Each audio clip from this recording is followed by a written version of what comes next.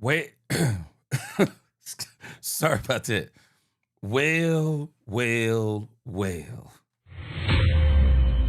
So we are getting closer and closer to the season, and so I guess we better start getting ready for these Monday Brian Schottenheimer press conferences. The Dallas Cowboys played on Saturday, and we didn't get a chance to hear Brian Schottenheimer even give anything to say about the game because it was so late when the game got done on Saturday night.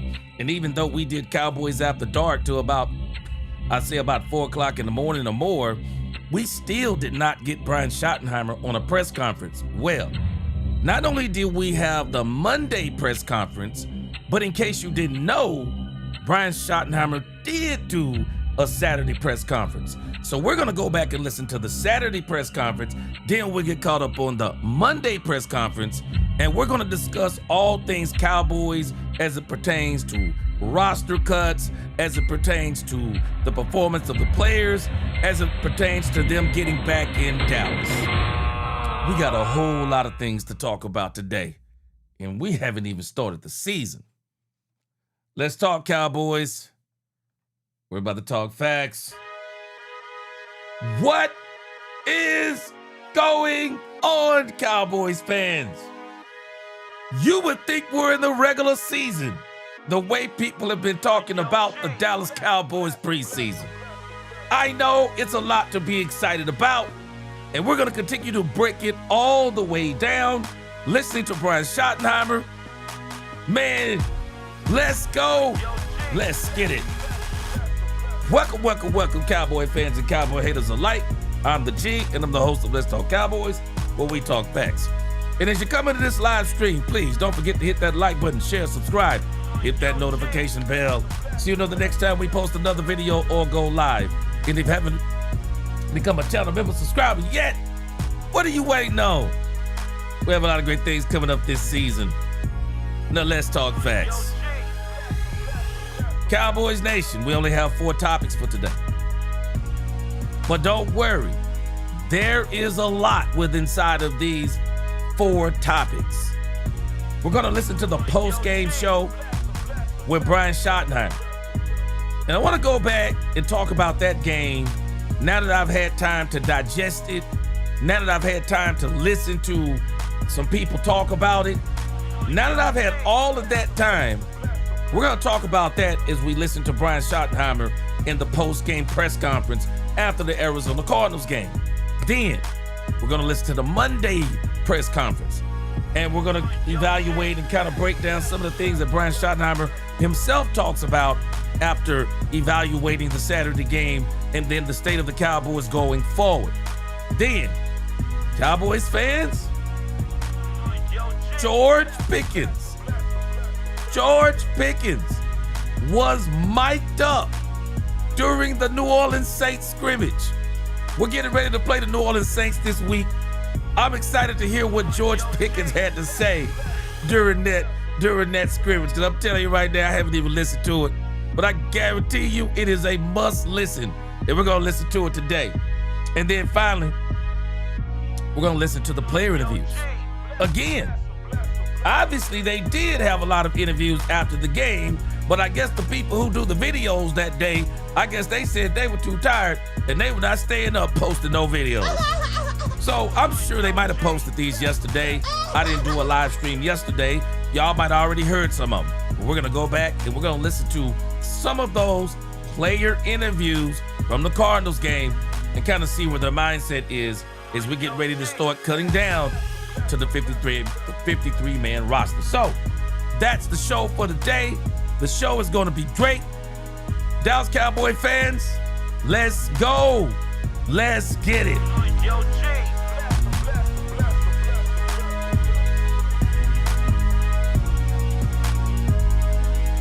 All right. Let's see if we can change it up a little bit. Let's get that roll call music in.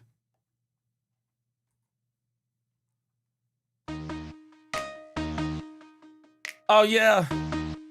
Let's change it up a little bit for that roll call. Let's see who up in here today. What is going on, Blaine? What is going on, Blaine? Good to see you. What's going on?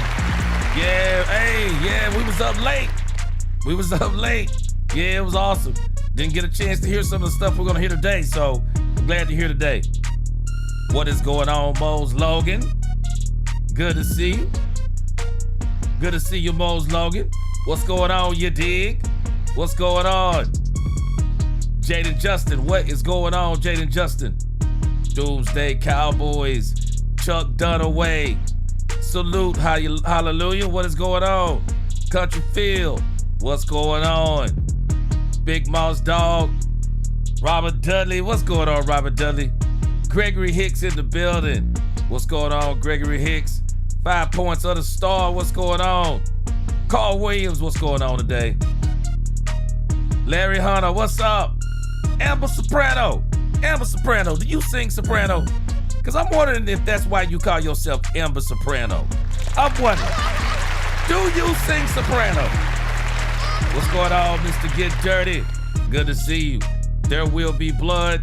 What is going on, Katharina Kiss? What up, Mike T? What up, Mike T? Justin Harris, let's go. Man, yes. Jeremy Betts. What up, Jeremy? Jeremy said good evening to everyone in the chat. Hope everyone is having a great day. What is going on? Mark Davis, best smelling man on YouTube. I say it because he has the best fragrance collection. One of the best I've ever seen. What's going on, Mark Davis? Make sure you put your channel in the chat. What's going on? Hail Mary. What's going on? April Showers. Hallelujah said, G, working hard. Hit that button. Hit that like button. Let's go. Eric Folks. Stephen White. What's going on, Stephen White? Shout Man. What up, Shout Man? Good to see you, Short Man. What's going on, Najee? Najee Nightingale. What's going on? Good to see you today. Football Fanatic. What's going on? What's going on, Valley G, man? Pazzy 9 in the building. G Money. Man, I'm trying to get it. Amber Soprano, you don't sing soprano? I'm shocked. I thought that was kind of like a play on like you singing soprano. All right, well, cool. Glad you're here today. What's going on? I'm the GOAT. He said 15-2 bucket. What's going on? Lynn from the 903. What's going on? Tony Jones in the crib. What up, Dacky Lee? Yeah, we won that NFC East. What is going on? What's going on? Dak Stress Not. Let's go. What's going on, JG for real? Young Merc. Hot Nicks is in the building. All right, appreciate y'all rocking with me. Best chat on YouTube. Give yourselves a hand. All right, so let's mosey on over here real quick. I already kind of got it queued up. What's going on, OMG Ken? Brian Schottenheimer actually did give a post-game press conference in case a lot of people didn't know it. Because I actually didn't know it. Maybe I'm late. JG for real, what's going on? Maybe I'm late, but I know they didn't do it on Saturday morning because, I mean, I guess that would have been Sunday morning. So they probably posted these yesterday, but I didn't look at any of this stuff yesterday. So let's check out Brian Schottenheimer after the game, and then let's see how he's talking after he's had a day like I have to kind of digest it all, and then let's see how this differs from Monday, or is it the same, or does he expand? What's going on, 824 Deshaun? What's up, your boy Timothy Johnson in the building? What's up, Timothy? He said it's your boy Timothy Johnson. I like that introduction. All right, let's check this out. Brian Schottenheimer. Yes! Here we go! All right, I guess we're going to get this right in a moment. Hold on. Let's try it one more time here.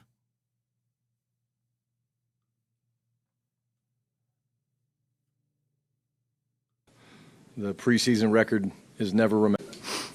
We know these are preseason games, but obviously from here in the locker room, how important is it just to be 2-0, considering how good you look tonight? Yeah, I think, the wins are great. I've always thought, because my dad said it, the preseason record is never remembered. But I think what we've shown the last two games is there's a play style about this team, whoever's in the game, and that's one of physicality, effort, playing together, and I do think that we played that way tonight for really 4 quarters, and I'm proud of the guys for that. Obviously, you want to look at the tape, but first glance, how and Milton, how do you think they Now, fared? Yeah, I mean, again. let me mention something real quick. Brian Schottenheimer is saying, yeah, his dad said it, it's preseason. But. The last time the Cowboys went 2-0, it was 2007. Now, let's expand a little bit on why this is significant. Why would it be significant when the Cowboys in 2007, when they went 2-0 in the preseason, anybody want to guess what their record was in 2007 and what they did in 2007? Does anybody remember what the Cowboys' record was in 2007 and what did they accomplish in 2007? Yes, we know it's the preseason, but why is this significant? And we're going to talk about this more as we keep going. Why would 2007 be significant? Why is it significant when you think about you win your first 2 preseason games? What does that have in common with 2007?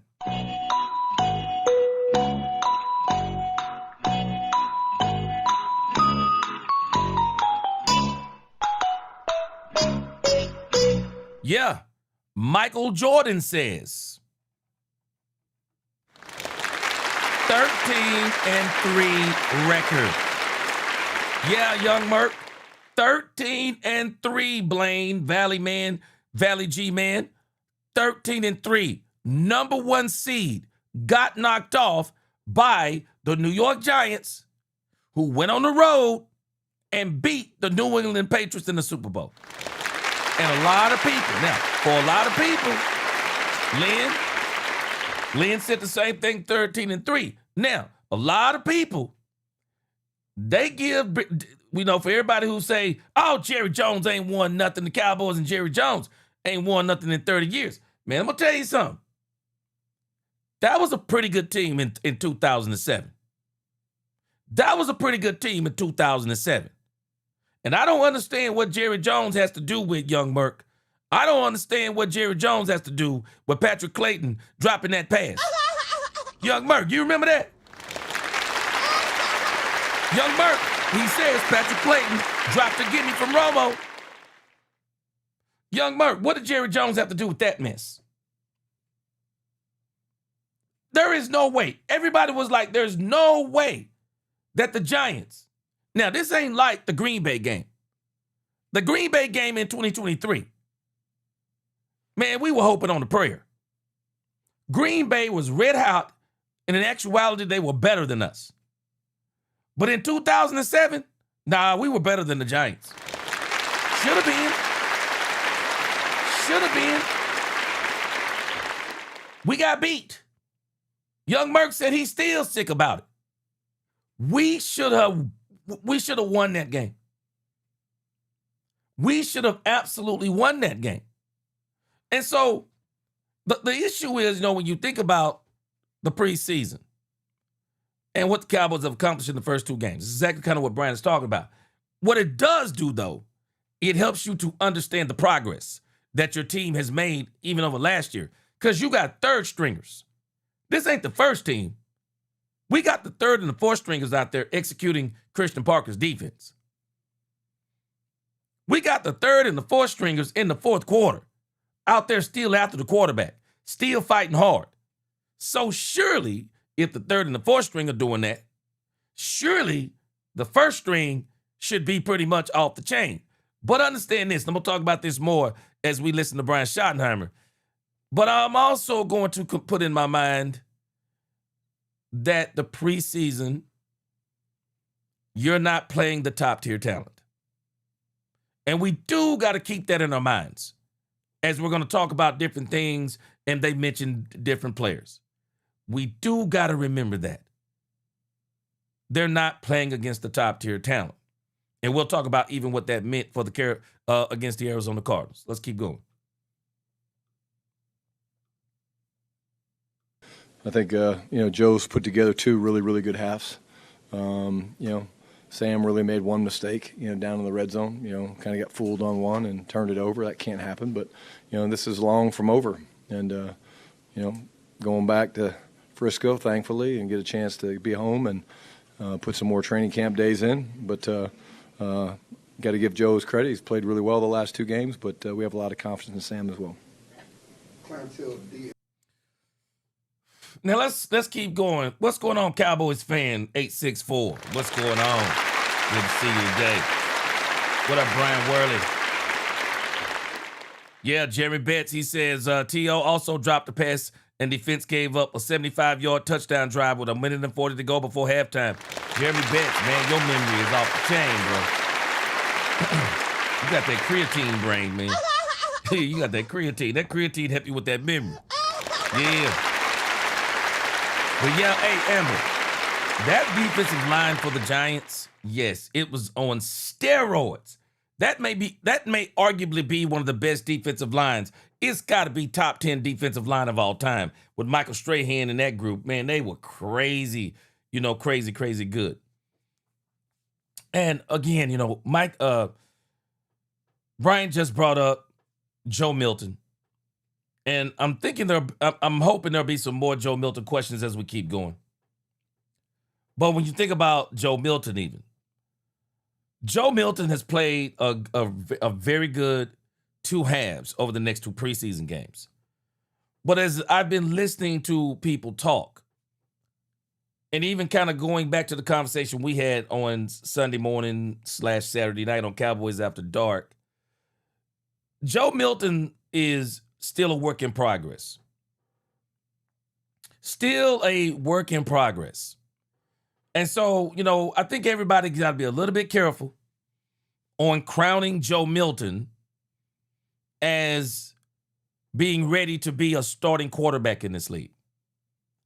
Maybe for Joe Milton, it's good for Joe Milton to continue being behind Dak Prescott, at least for another year. Continue to be behind Dak Prescott. And I'm not even saying that because I think, if something was to happen, that he can be the heir apparent to Dak Prescott and take us wherever, whatever the case may be. No, I think he's still got some time to go. Joe Milton was doing that against an Arizona Cardinals team. Y'all remember what I told you about the Arizona Cardinals?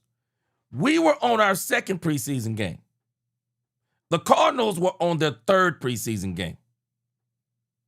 And while we're out there trying to see, having a battle of the 2nd and the 3rd, Arizona, I'm not so sure Arizona was in that mindset. Because from what my understanding is, kind of reading some of the things that they were saying over there at Arizona, that they kind of were settled on some things already. So I'm not discounting it, what Milton did, because what I was looking for was pocket presence, decision-making, touch on the ball. I thought he made some very good touch passes, which, really shows you he's worked on his game.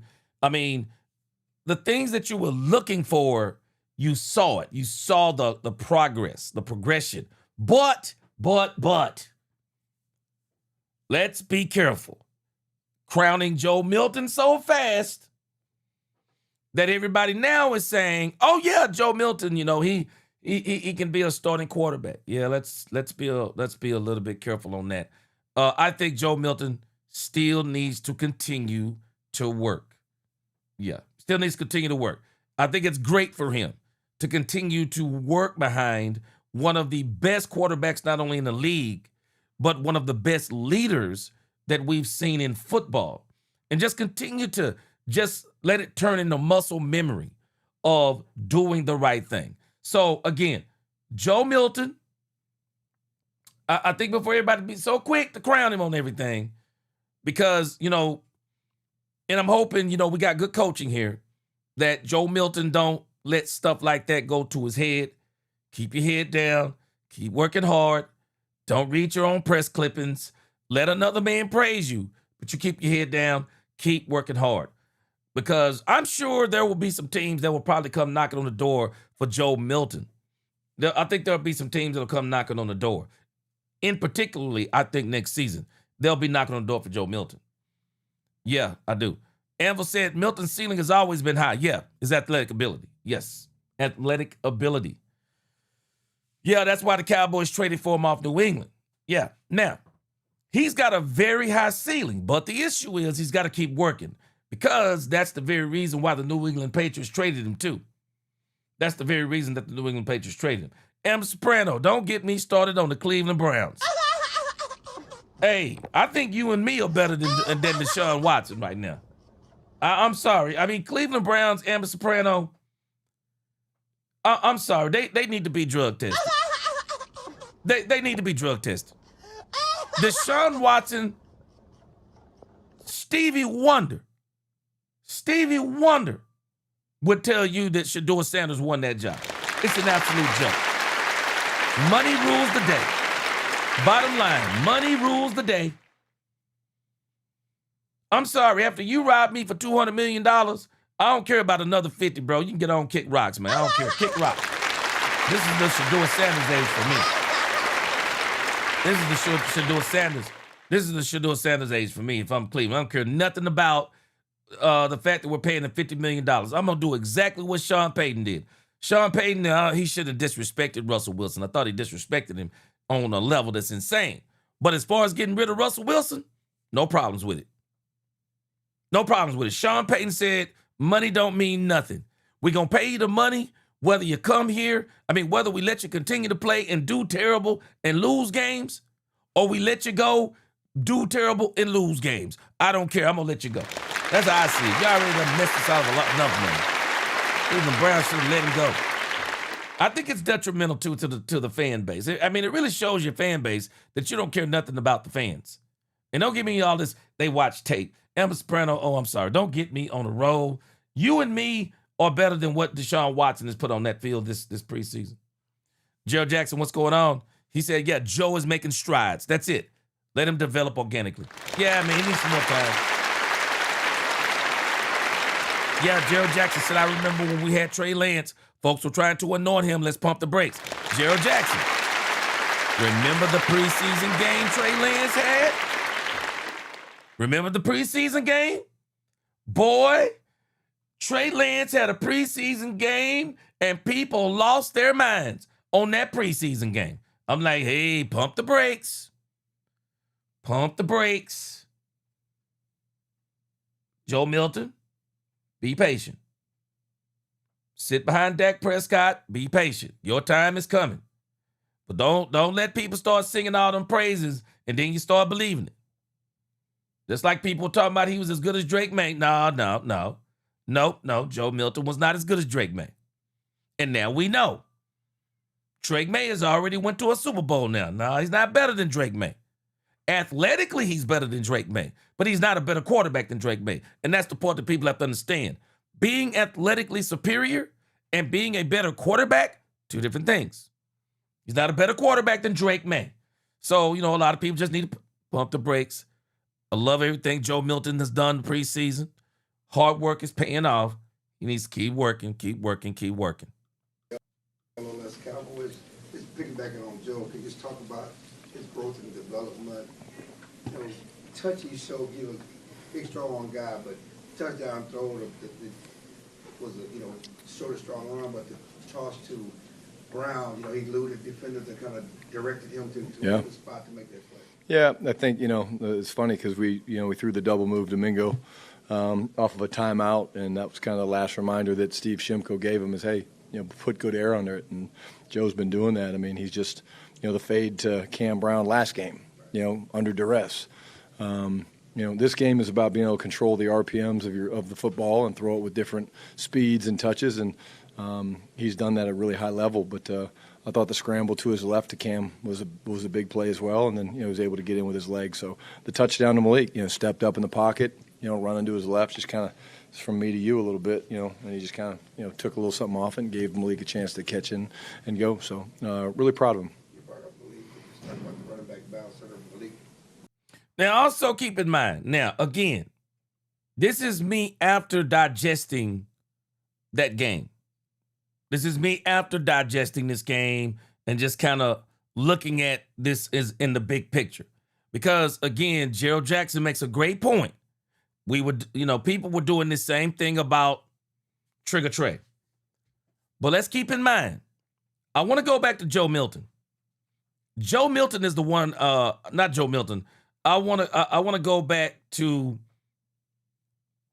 him talking about Jonathan Mingo. I want to go back to Jonathan Mingo. I want you to think about another thing with Jonathan Mingo. Shotty is talking about they ran a double move.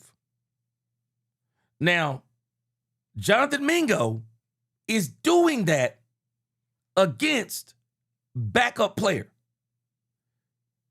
Mingo doesn't do that. I guarantee you he doesn't do that against a starting player. Not only does he not do that against a starting player, starting cornerbacks, even when they get beat on double moves, faster, better cornerbacks, they can still recover from those double moves a lot quicker than a guy who's a backup, if that makes sense. I mean, unless you just knock a guy off his feet with a double move. If you look at how fast Mingo wasn't fast. I'm sorry. Mingo wasn't fast. Another cornerback probably catches up to Mingo. I'll give you a prime example. I bet you Savon Revel Jr. catches up to him. Savon Revel Jr.'s got some speed, man. And I don't think he's even a burner, but he's quick. He's quick, he's aggressive. I'm just taking all of these things into totality because when you start thinking about roster spots and all of those types of things, because in the grand scheme of things to me, I'll be honest with you, Jonathan Mingo, I mean, you're literally talking about Jonathan Mingo did the same thing that Kalen Carson did last year. Do y'all remember how trash Kalen Carson, and I'm not talking about Kalen Carson trash as a human being or an individual. I like Kalen Carson. I'm sure he's a great human being. But last year, Kalen Carson was getting toasted out of his socks. Kalen Carson got an interception last year in one of the preseason games. And that was probably the difference in him being cut off a team and making the team. One play. One play. And the reality is, Joe Milton, I don't think Joe Milton has been great. Not Joe Milton, Jonathan Mingo. I don't think Jonathan Mingo has been great. I don't think Jonathan Mingo has been great. I think Jonathan Mingo has been okay, but because you gave up a 4th round draft pick for him, he's better than okay. Make sense? Make sense? 4th round draft pick. It's another one of these Schoonmaker things. You gave up a 2nd round pick for Schoonmaker. Well, has Schoonmaker shown that he's a 2nd round draft pick? Who would believe that Schoonmaker is a 2nd round draft pick? But again, okay, Schoonmaker has been okay, but then when you say, but we spent a 2nd round pick, okay, he's been better than okay. That's kind of where I am with Jonathan. That's kind of where I am with Jonathan Mingo right now. Because Camden Brown in one training camp, it's not just the games with Camden Brown. It's been the entire camp. The entire camp. The man came in, undrafted free agent, and worked his way all the way to first team reps. I don't think people understand how unusual that is. For an undrafted free agent, not to work himself the 3rd team, 2nd team, worked himself the 1st team. Jonathan Mingo hasn't done that. Jonathan Mingo has really come in with the understanding he's a 4th round pick and we want him to be successful. Camden Brown was undrafted free agent. Let's see what he can do. Oh, no. Jonathan Mingo, 4th-round pick. I know Shotty's been hyping him up, but our eyes can see. Those guys who've been out of Oxnard, California, they can see. And no one was talking about, man, Mingo been killing it. No, Camden Brown's been killing it. So again, as I'm hearing stuff, and after I've kind of digested this game in the grand scheme of things, depth-wise, great. But then when I started looking at, but what would that look like against better competition? I'm like, for me, that's why I would still be out on Mingo. I would still be out on Mingo. Nah, bro, you're a 4th-round pick. You've been around for quite a while. Camden Brown is a UDFA. He ran circles around you. That ain't good enough for me. And one touchdown actually wouldn't change that for me. It wouldn't. One touchdown wouldn't change that for me with Jonathan Mingo. And even with Joe Milton, I want y'all to keep this in your mind. Joe Milton was not playing against top-tier competition. I liked everything I saw from Joe Milton. But understand this. The speed of the starting competition, it's different, it's faster. And so where you have all the time or a lot more time, or you can do so many things against the 2nd, 3rd, and 4th team, when you get up against those starters, it's a half second faster. Everything's a half second faster. And so where one guy's way back, now guy's way in your face. Where you got 5 feet of distance between that wide receiver and that cornerback, or 2 feet, now it's Dak Prescott, tight window throw. Now you got to throw it even if he isn't open. You got to throw him open. Now you don't even have to just throw him open. Now you got to throw it in a spot where nobody can get it but him. Tight window throw. So again, that's why I say I want to see Joe Milton continue to develop. Because I think sometimes people are too quick. They're way too quick to crown someone off of a performance. Way too quick to crown someone off of not evaluating the whole situation and looking at, okay, the competition, the amount of time, and all those types of things. A lot more evaluation has got to go in this. Let me read the super chat. Let me hear what some of you guys saying. What's up, Jamalism? Appreciate the super chat.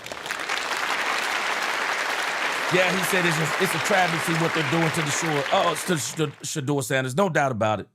Todd Monkey can tell us anything he wants to, Jamalism. It's a bunch of bull junk.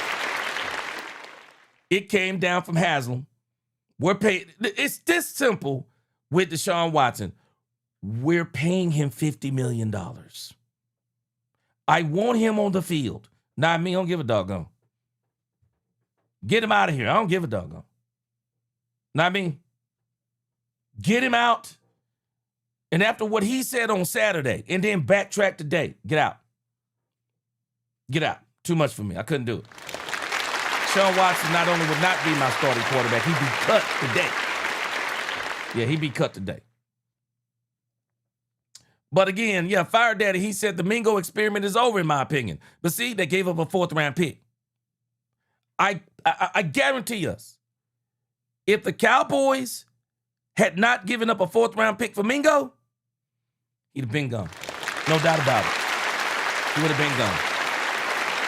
He would have been gone. And that one catch wouldn't have done it for me. That one catch wouldn't have done it for me. It wouldn't have done it for me. I'd rather have Milton. I'm not sure what that means. Milton is fine. We just need to let Milton keep developing. Just let Milton keep developing because, again, I don't want people to look at that one job and say, yeah, man, Milton is ready. No, let's let Milton keep developing. That competition he played against, let's get it, understand it. It was not top-tier competition. And that's where Mingo, because again, have y'all not realized? What have Jonathan Mingo's biggest performances been against? Jonathan Mingo in the pros, his biggest performances has been in, well, now, preseason, And in the regular season, in that Buffalo Bills game, when it was nothing to the Buffalo Bills, that game meant nothing. They were missing starters across the board defensively. And there were people out there swearing, Joe Milton gonna take Dak Prescott's spot. Stop it. Joe Milton needs to continue to develop. The best thing Joe Milton can do is be behind Dak Prescott. The best thing he can do, stay behind Dak Prescott another year, keep learning, keep getting that experience vicariously, and then next year, I'm sure there will be some teams that will be coming at the Cowboys for Jonathan Mingo. At least I think there will be. At least I think there will be some teams coming for Jonathan Mingo next year. Got to understand something. Man, they're talking about 2027. Man, they're saying 2027 is supposed to be the best draft class in eons. I don't know what that means, but boy, they are talking about this 2027 draft like it's supposed to be the best draft in 30 years. Did what Bleak does, and then I thought maybe Jadon Blue had a strong game. Yeah, we wanted to see him. He's been banged up a little bit. He's had a shoulder, and we wanted to see how he would do. But I thought, again, wanted to see the film, but I thought he ran hard, and we wanted to lean on him early in the third quarter and see how he did. But, all in all, I thought he ran well, had some really nice runs, a couple 11, 12-yarders I thought that were really good. But he ran physically, which I think is important. Nick Eatman, DallasCowboys.com. Yeah, Andre Johnson, he says Shotty is shopping Mingo. Might want some team to water. That's why they call that play. Yeah, I can see that. Because I'm just telling you, man. I mean, Mingo, that one play don't do it for me. That one play don't do it for me. Now, again, Joe Milton, let him stay behind Dak Prescott and keep developing. Because Milton, man, Milton has got some skills. Serious skills. Large quarterback, big time arm, can run somewhat. I don't think he's as good of a runner as he think he is. But when you talk about goal line sneaks, tush pushes and things like that, Joe Milton has some serious skill. Some serious skill. Joe Milton's biggest issue is he's got to string it together consecutively. And that's been his biggest issue. String it together consecutively. But I'm telling you now, there will be some teams. There is no doubt in my mind there will be teams next year, and they're going to be inquiring about Joe Milton. They will be. But for this season, let him stay where he is. Let him stay where he is. And I think the Cowboys are with the same consensus. He's a very good backup quarterback. I still say I'm not going to change what I said. I think Joe Milton can carry you for about 2-3-4 games, get you 2-2, depending upon the competition, 2-2. So let's let that keep on. Let that keep on percolating. Let that keep on percolating with him. And again, Stephen White, now understand what you're saying. He showed pocket presence against backups. Pocket presence against backups. And I'm sure everybody's in that mindset in the building. Because last year, everybody was talking this crazy nonsense about he's going to take Dak Prescott's spot. Joe Milton showed tremendous, don't get it twisted, tremendous progress. Let's let him keep progressing before everybody talks him into being the best kept secret. But I think another year under Dak Prescott, maybe even 2. I think he's going to be good. But I think also, too, I can't remember who said this up here. Country Field, and I've already said this before. That's the issue with Joe Milton, though, is his age. It's not a problem. He's young. That's not a problem. But, typically when people start talking about franchise quarterbacks, you're typically not talking about 27, 28-year-old quarterbacks. Those are typically bridge quarterbacks. Those are bridge quarterbacks. When you bring in franchise quarterbacks, most time people want young quarterbacks, 22, 23 years old. Ray Appliance, you make a great point.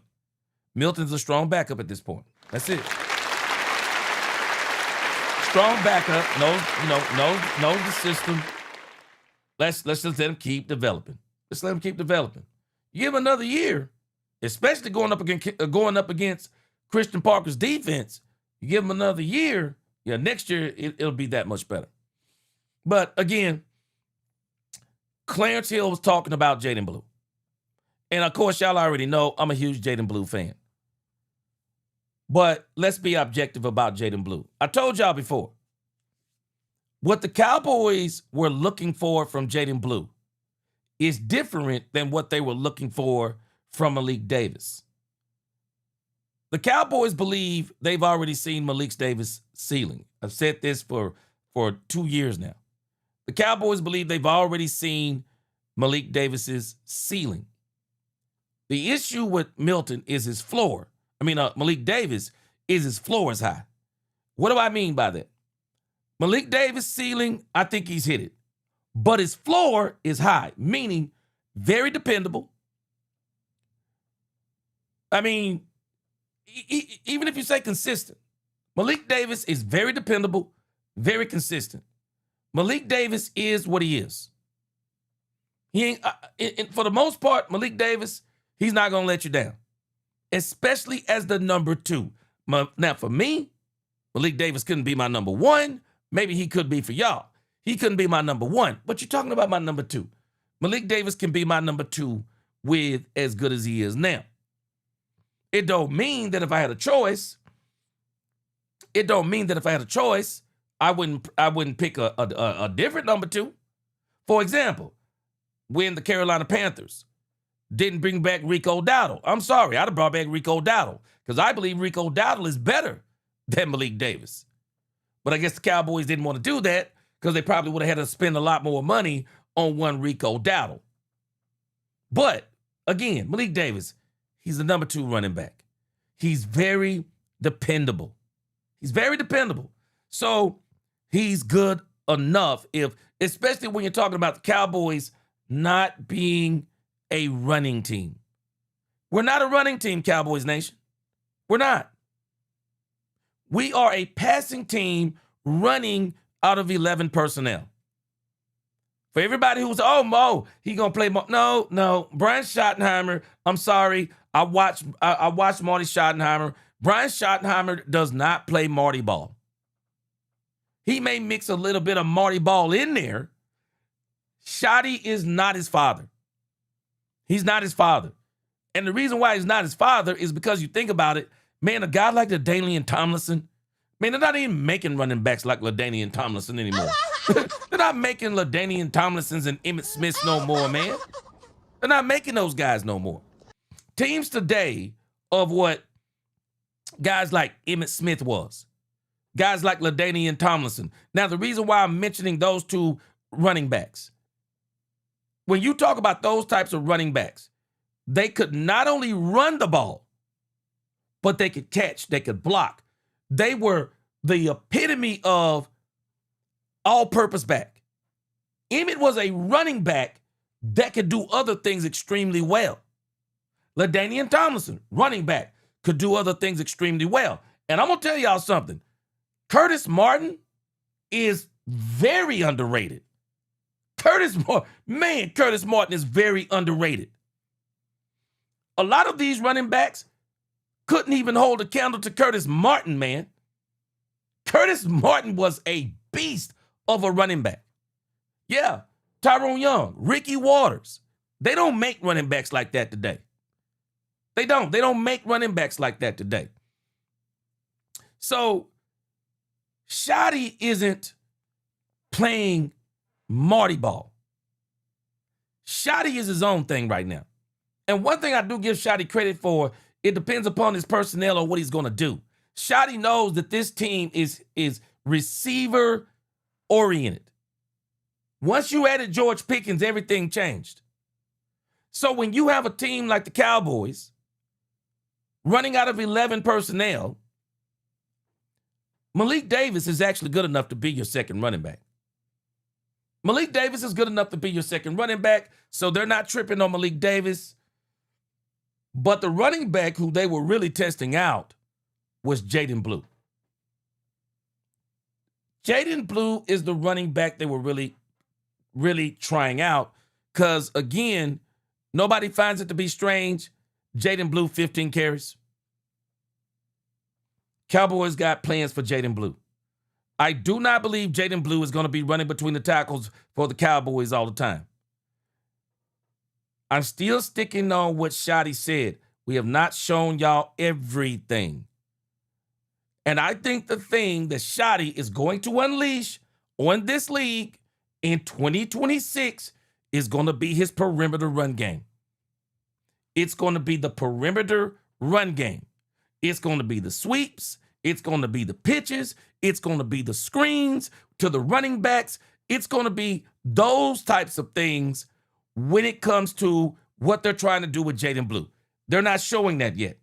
What they wanted to do with Jaden Blue is simple. Can you take a beating and keep on getting up? Can you take a beating? Are you tough enough? Can you take a beating and not fumble? Can you run between the tackles? Keep your legs churning. Can you run up to the line and squeeze through rather than it having to be the Grand Canyon? This is all they've been doing with Jaden Blue. I've been saying it since last year. I'm still saying it. They got a plan for Jaden Blue. No matter what they're doing with the number 2, I never thought he was going to be the number 2. Jaden Blue is his own thing, and that's what they did with Jaden Blue on Saturday night. So a lot of people maybe, that's why Shotty said he didn't have the big runs. That's not what they were looking for. That's not what they were looking for. They are trying to get some of the timidness, in a sense, if this makes sense to you. I think they're trying to get some of the timidness out of Jaden Blue. Malik Davis is, I think he's about 10 pounds heavier than Jaden Blue. But you can tell about Jaden Blue, I think where they're working with him at is Jaden Blue is this for me right now. If Jaden Blue sees daylight, boy, he's hitting that so fast because he's like, daylight. I'm going to the house. Jaden Blue sees that, turns on the burners. But if he doesn't see it, and this is the issue with Jaden Blue they're trying to help him with.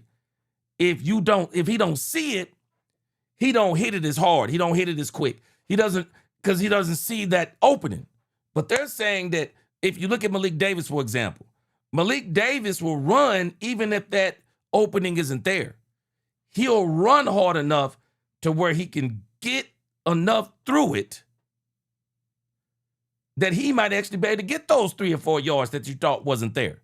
So that's kind of the big difference. And they're just trying to, I think they're trying to toughen up Jaden Blue. I really do. I think they're trying to toughen him up. Blaine, you know what? I think Zeke was one of those running backs. I think Zeke was a throwback to those old running backs. I do. Zeke was a throwback. Problem with Zeke, didn't take care of his body.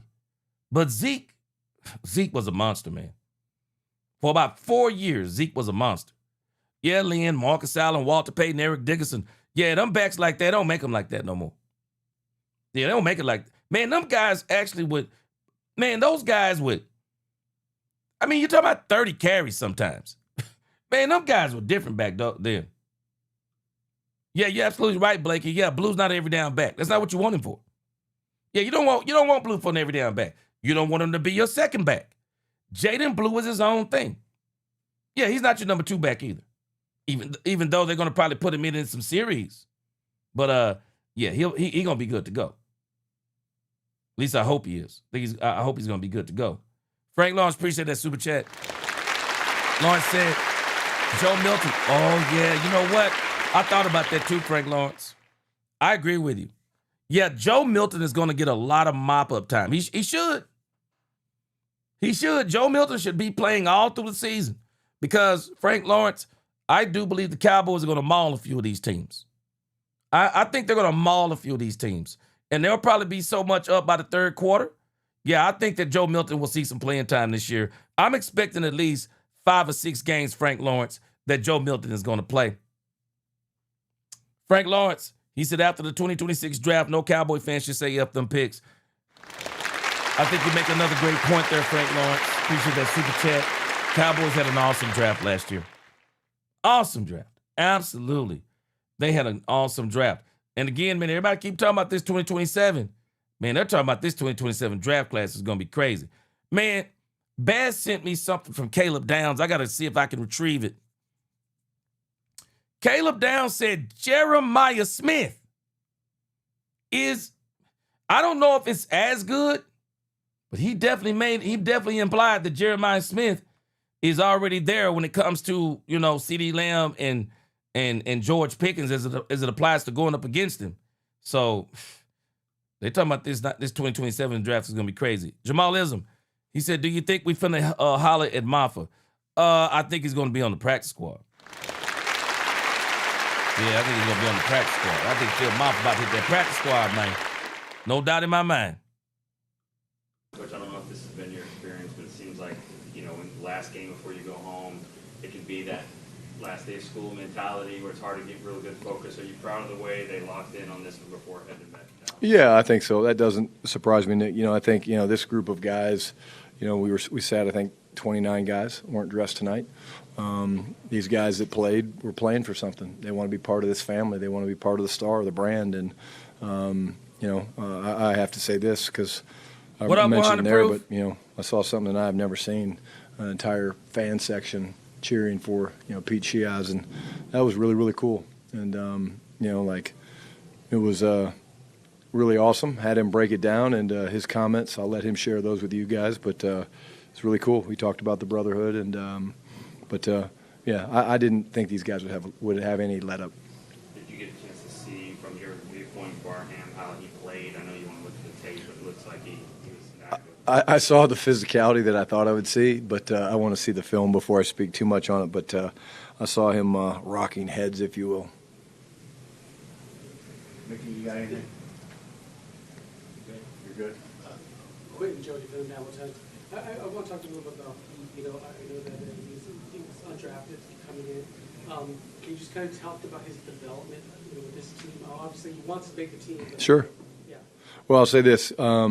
Maybe one of the hardest workers I've been around. Maximized all his opportunities. Everyone loves him because he's like the way he is today. And like I said, when he broke it down, I mean, the room went crazy just because he spoke from the heart, and he talked about, you know, how, you know, this family has brought us all together, and now we're bonded for life. And, you know, he's doing a good job for us. You know, I mean, had to move into guard and doing different things he hasn't done. But, again, he's another guy that fits that play style that we were talking about. And it was really cool to see him have that moment, but also our players join in and helping to celebrate him. That was really cool. I hadn't seen that before. I actually didn't really know.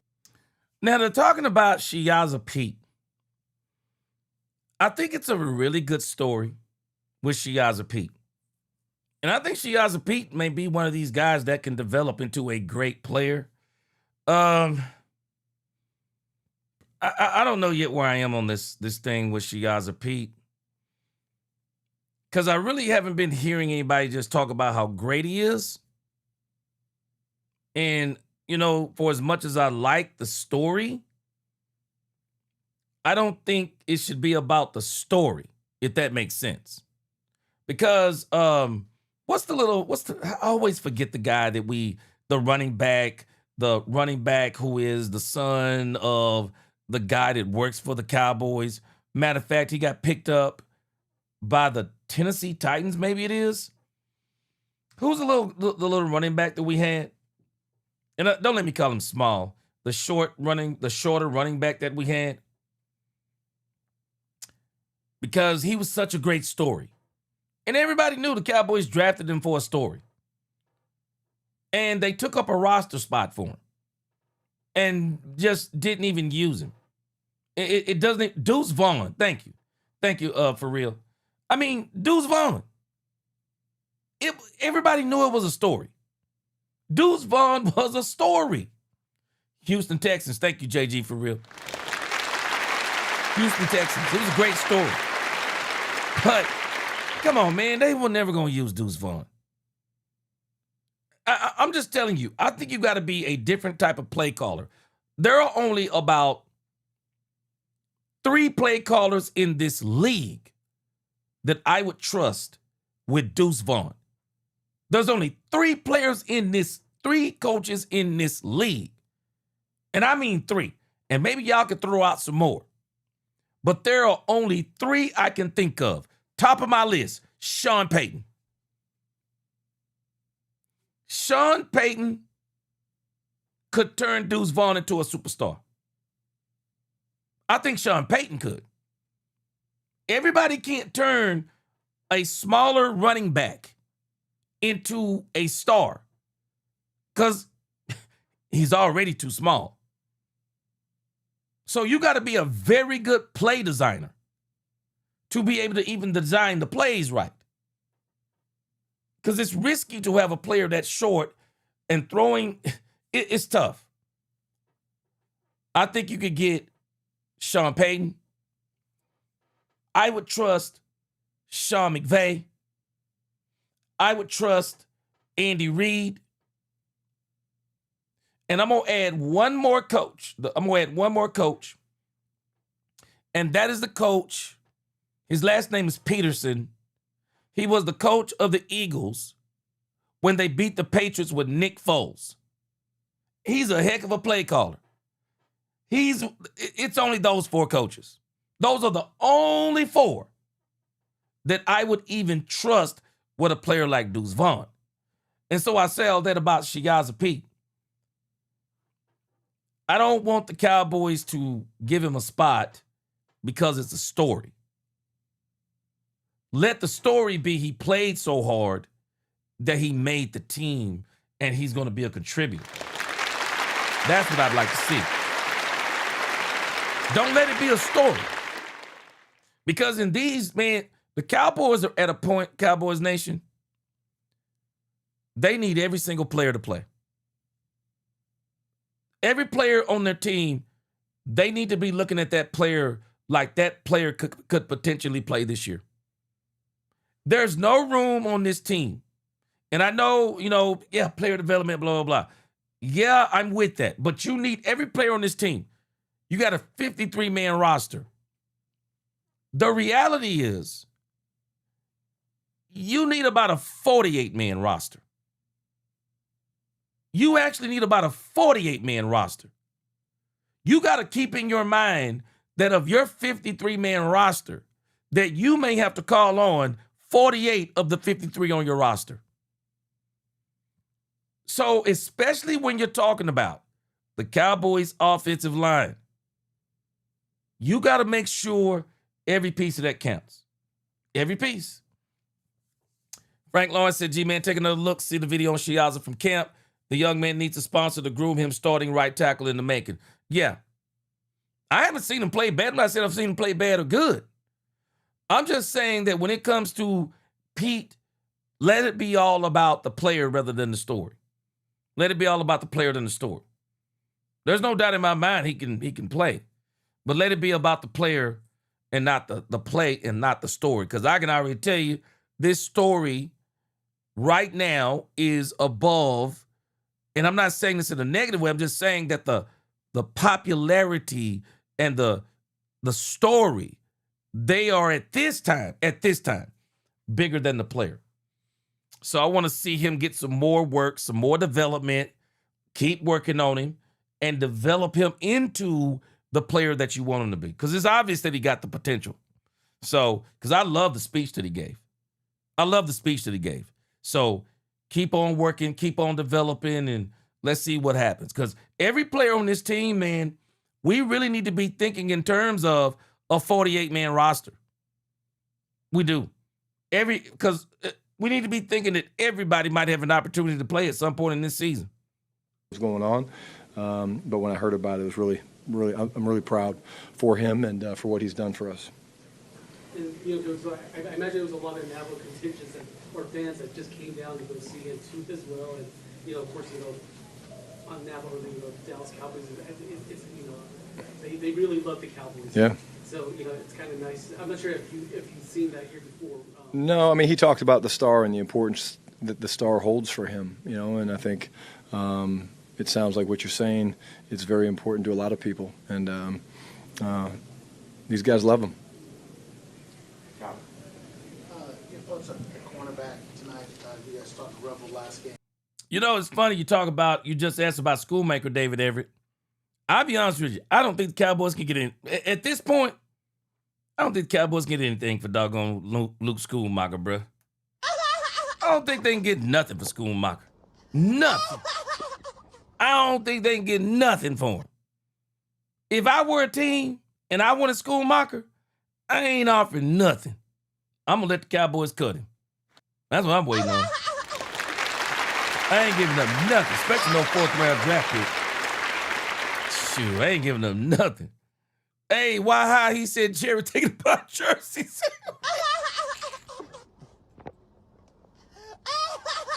Well, I can tell you this. I don't know if Jerry's thinking about jersey sales. But Shiaza P, shoot. Boy,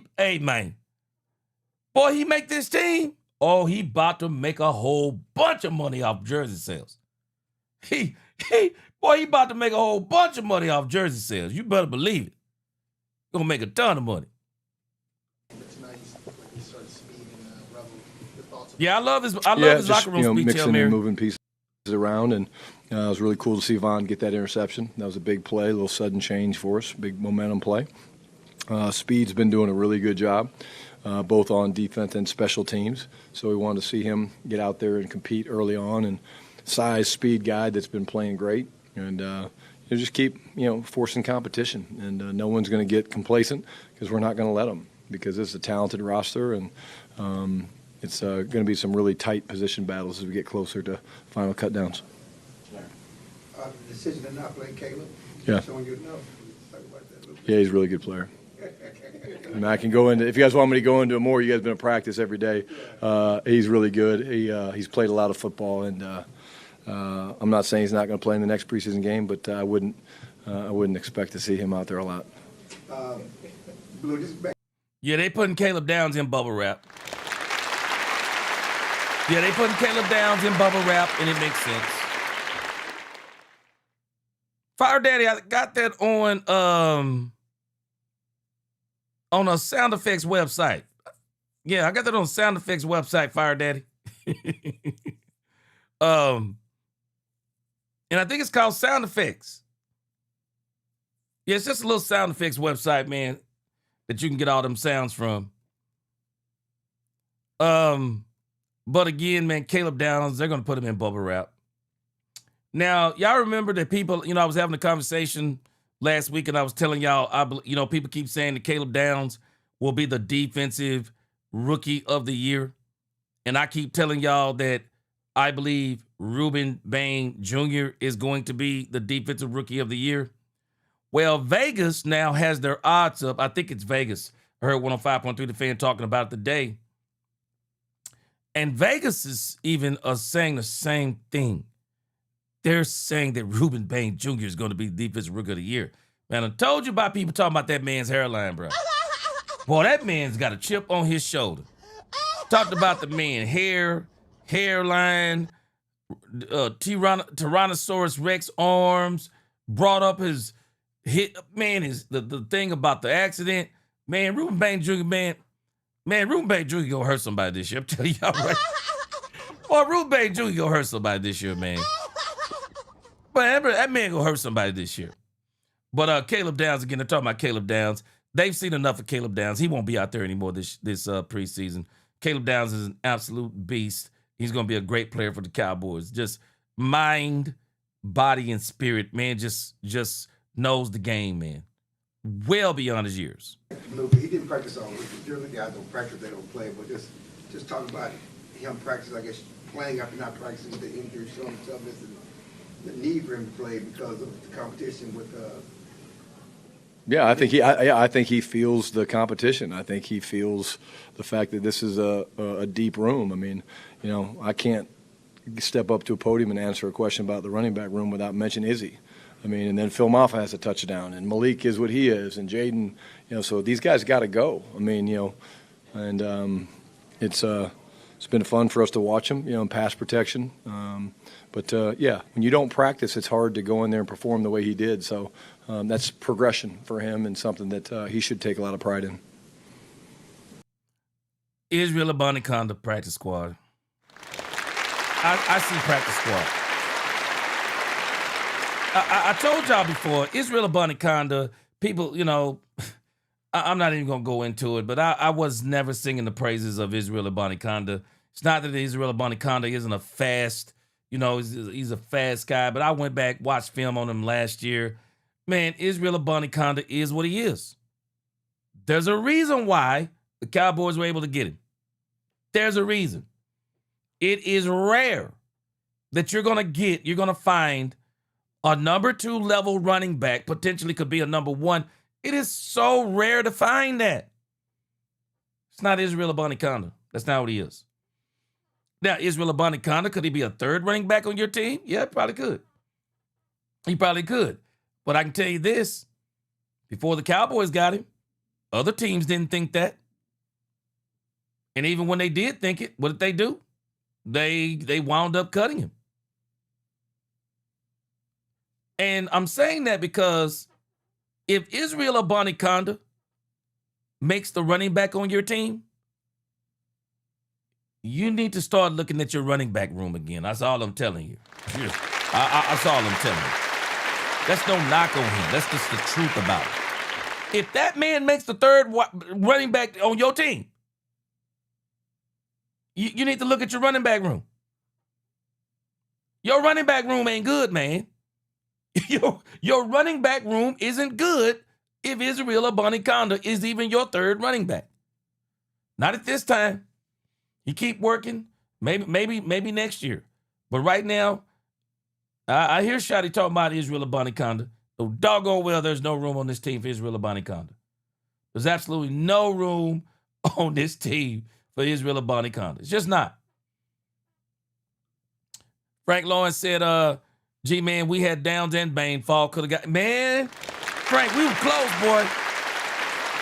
Frank, we were close. Man, I'm not lying, bro. We were close. We were close to having Ruben Bain Jr. And I thought it was about to happen too. I ain't gonna even lie to you. But I thought the Cowboys were about to get Ruben Bain Jr., bro. I did. But I tell you this, I'm not mad about Jayshon Barham. Shoot, boy. Jayshon Barham, man, we're gonna look back on that 3rd round. He's going to be another player in a long list of 3rd round picks that teams probably look back on and regret they didn't pick up. Yes, guys, let's get them likes up. We got 400 in here now. Let's see if we can get this up to 200 in the next 10 minutes. Let's go. We've seen Mingo grow because they made a trade for him and he had some health issues and now he looks like he's really starting. Yeah, he's playing with so much confidence, Calvin, and each week in and out, beating man-to-man, the double move was awesome. But the confidence is real, and he knows he belongs, and he knows that he can, make plays, but, he's back returning kicks. He's making tackles on special teams. Like, he's a football player, and I don't think I could have said that about him when we got him, Wait a minute, man. Come on, man. Come on, man. Let's keep this real, man. I'm sure this is Jonathan Mingo that we're talking about here. Really? Wait a minute. Wait a minute, man. Do y'all hear the way that he's talking about Mingo? Where's Miss Matrix at? Brian Schottenheimer has a love affair with Jonathan Mingo. And I don't mean that in no crazy way. He loves Jonathan Mingo. Now, Mingo has done good, I guess, but come on.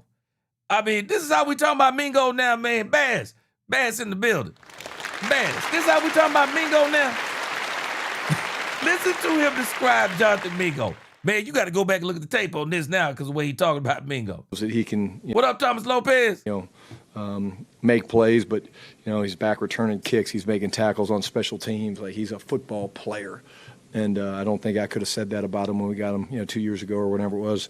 But he, make no mistakes, he is a damn good football player. You always think you might keep 5 receivers, but I'm struggling with this. I wonder if this same energy would be exuded towards Jonathan Mingo if he wasn't a 4th round pick.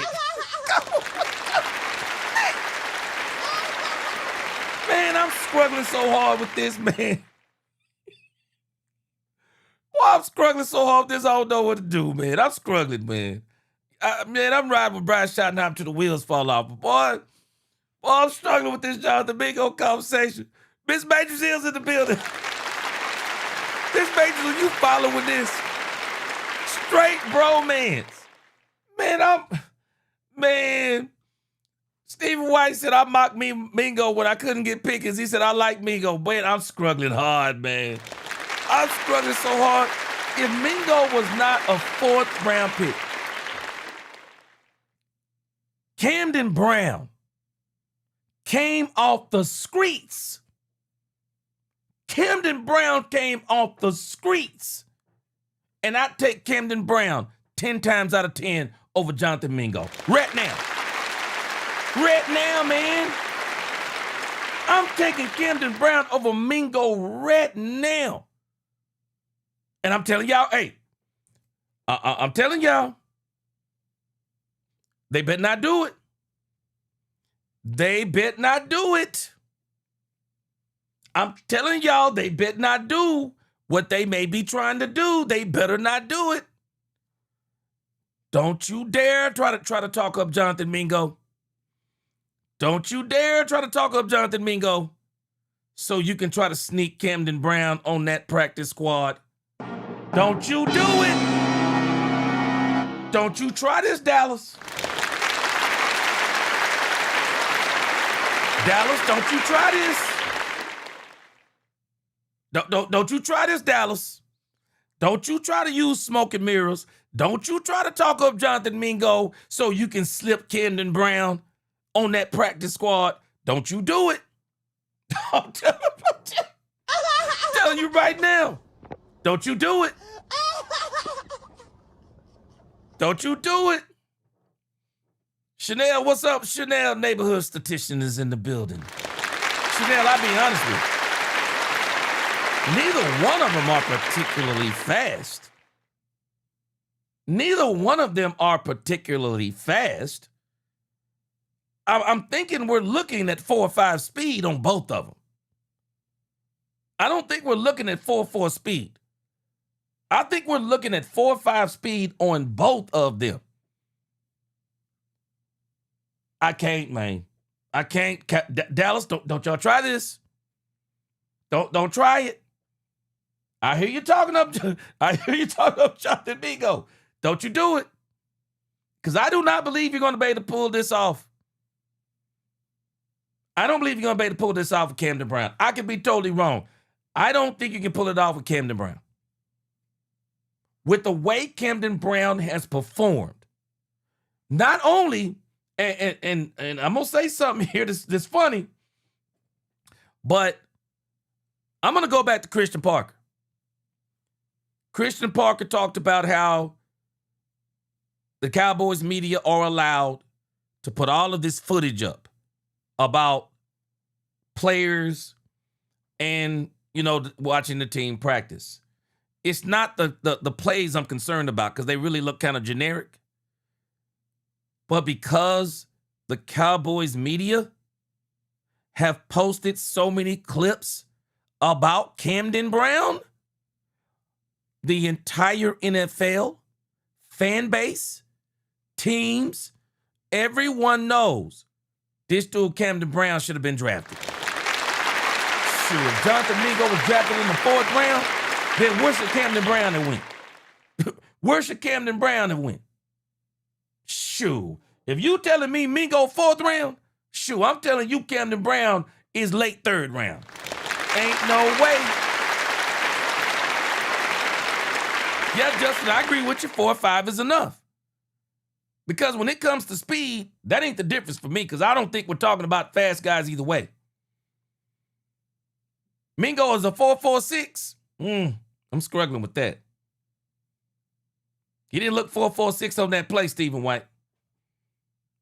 But I'll give you this. Even if he is 4.46, I'll take 4.5 over 4.46 if we're talking about Camden Brown and Jonathan Mingo. I'm still taking it. Shoot, Jerry Rice was a 4.6 40 if I'm not mistaken. If I'm not mistaken, Jerry Rice was a 4.6 40. Shoot.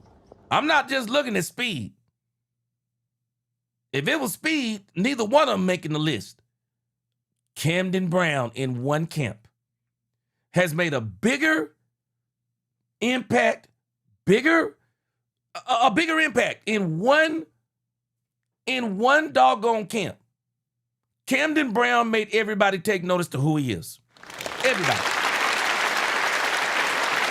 Camden Brown made everybody take notice to who he is. Everybody. I'm taking Camden Brown all day long. I'm taking Camden Brown all day long. Now, if Mingo's running a 4-3, you know, we'd probably be having a different conversation.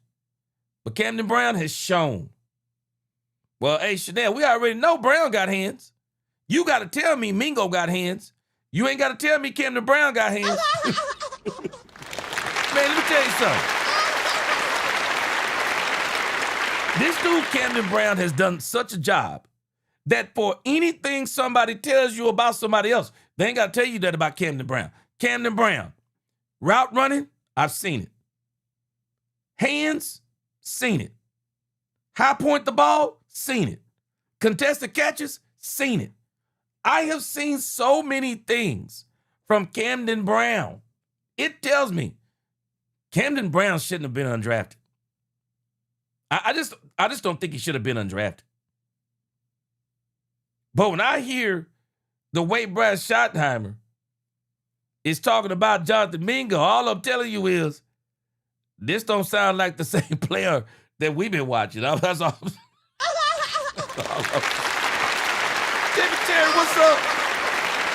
Brandon said, hey, somebody said the same thing earlier, Brandon. They might just be trying to hype Mingo up. Cause man, I'm telling you right there, bro, the way Shotty just described this man, I'm like, come on.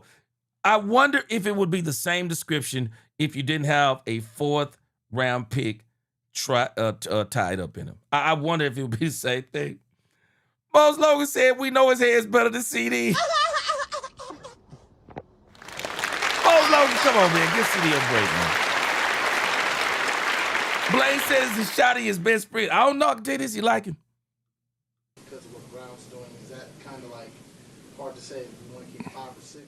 Yeah, we'll start playing those numbers games here in a couple weeks, and but it's a talented room, and it's like I said, I'm proud of the Joneses and Jerry and Steven and Will McClay and the personnel group. I mean, we're a much better football team on paper, but the play style's right, and that's what these guys believe and know, and it's cool when your young guys are the guys that are battling do that. It puts a lot of fun pressure on the vets because they got to step up and do the same thing, which I know they will.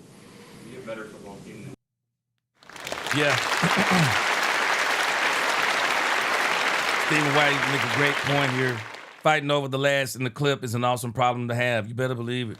That wide receiver room is loaded. That's going to be the hardest decision they're going to have to make, man. That doggone wide receiver room is a problem, bro. It is a problem. It really is. Frank Lawrence said, Dak in shotgun, Pickens, Lamb, Camden, Trigg, Ferguson on the field, no running back. What you going to do? Man, hey, Frank Lawrence. Appreciate the super chat, Frank Lawrence. Frank Lawrence. I believe the Cowboys are up to some trickery, Frank Lawrence. Schoonmaker, I believe, is going to be the 3rd tight end on the team. It's strange to me. Michael Trigg gets a toe injury, and he might not even play the next game. I believe the Cowboys are going to stash Michael Trigg on injured reserve. Because you can have 2 players on injured reserve as far as this practice squad thing or whatever it is. I got a feeling the Cowboys are going to put Michael Trigg there. They're going to give Schoonmaker another opportunity, and we're going to see Michael Trigg maybe come out of the wrap during the season or next season. But go ahead and book it. Michael Trigg makes the team on injured reserve. That's where I think it's going to be. Michael Trigg's going to make the team on injured reserve. Blaine, I said the same thing. I think the Cowboys wide receiver room is the best wide receiver room in the league. I do. I think it's the best wide receiver room in the league. Bottom line. Yeah, Bass, they're gonna stash Trigg, and they're gonna put Maffa on the practice squad. Yep. But yeah, I think that's where Trigg is going, man. I do. I think that's where Trigg is going. They're not gonna let Trigg go. They want to give Schoonmaker another year before another one. Whoa, Lipke. Hey, man, Lipke. I don't know what we're doing about Lipke. He got to be one of the highest paid special teams guys I've seen. I think so. Yeah, I do. And I think we're finding out a lot about our team. You know, we're finding out some guys have moved in a good way.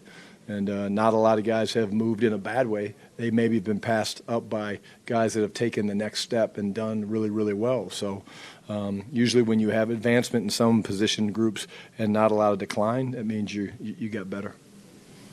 You know, you talked last week about the backup offensive line need to be better, do some make some changes. Did you see what you wanted to see from those guys tonight? Yeah, again, hard to look at that, Clarence. Yeah, I need to look at the film. But, again, we saw a lot of good snaps. Drew Shelton, Nate Thomas.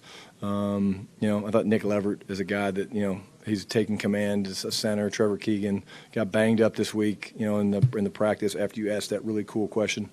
And you know, the fact that he was out there playing Jay Toya, I mean, he played through, you know, got bumps and bruises. And these guys know what time it is. Like, these guys know what's looming, but they got to trust the process. And if they keep stacking great days, they're going to make us have some really tough decisions. You mentioned earlier about the roster you put together.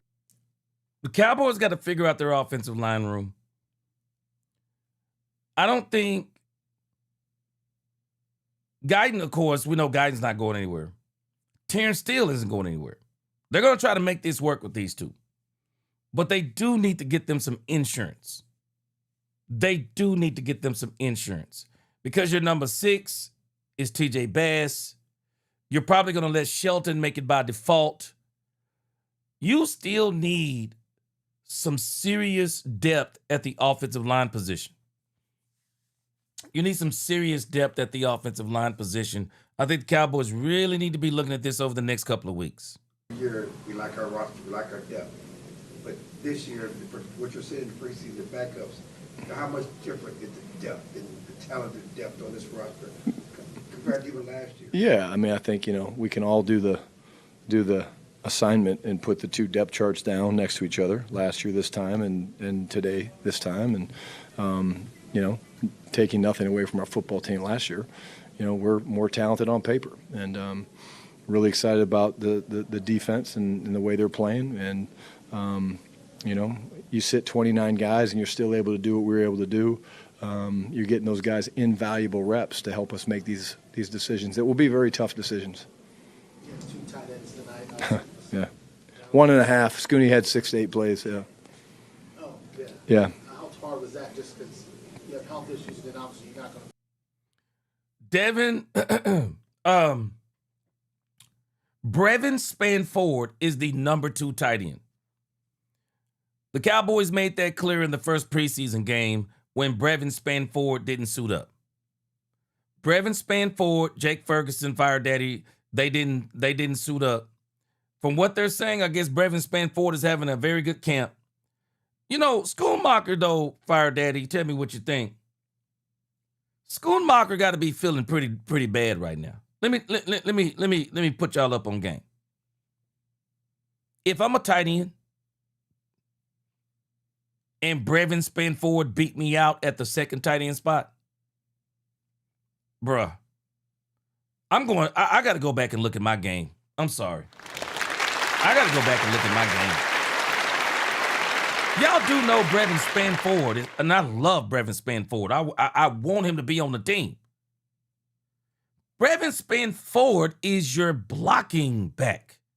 He's your blocking tight end. He's your extra down lineman. He is when you're playing Myles Garrett. Line him up wherever Myles Garrett is on that side. Line him up beside Terrence Steele or line him up behind on the side of Tyler Guyton. He's when you're playing the Green Bay Packers and Michael Parsons is coming off the right side. You put Brevin Spanford over there. That's what Brevin Spanford is. That's not supposed to be your second tight end. That's supposed to be your third tight end. Your third tight end should be your, at least for me, He's your blocking tight end. When I think about my third tight end, I'm thinking as in that's my second catching tight end. That's my tight end that may not be as good of a blocker as my first tight end, but maybe he's an electric tight end. Maybe he can get me the big time first downs, get down the seam, get me the out routes. Maybe he can hit his head on the goalpost. That second tight end for me, I'm gonna have him as my second playmaking tight end. Brevin Spanford beat you out, and I don't even think Brevin Spanford has the greatest hands. He's a great player. He's like a Dennis Rodman of tight ends to me. You think about Dennis Rodman, wasn't a good shooter. I mean, if you give him a layup, he could do it. If he could dunk it. And every so often, he might shoot a jumper. But Dennis Rodman's specialty was rebounds. Brevin Spanford is more of a specialty tight end right now. Now, I don't know. Maybe he'll develop into even more. I love him. Don't get me. I want him on the team. I want him as my third tight end. I want him as my blocking tight end. Yeah, because he's very good at it. And every so often, he'll be sneaky enough, sneak out and get a pass or two. Yeah, I want that from Brevin Spanford. But my second tight end? Oh, my gosh, Schottenheimer. Schottenheimer, bro, you need to check yourself, man. You need to check yourself, bro. My gosh. You let Brevin Spanford beat you?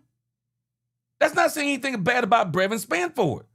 Brevin Spanford is not a catching tight end. He's more of a blocking tight end. My gosh, bro, you let Brevin Spanford beat you? Jeez. And Brevin Spanford didn't beat Schottenheimer because he's a better blocker. That's not why he beat him. Brevin Spanford was going to be on the team regardless.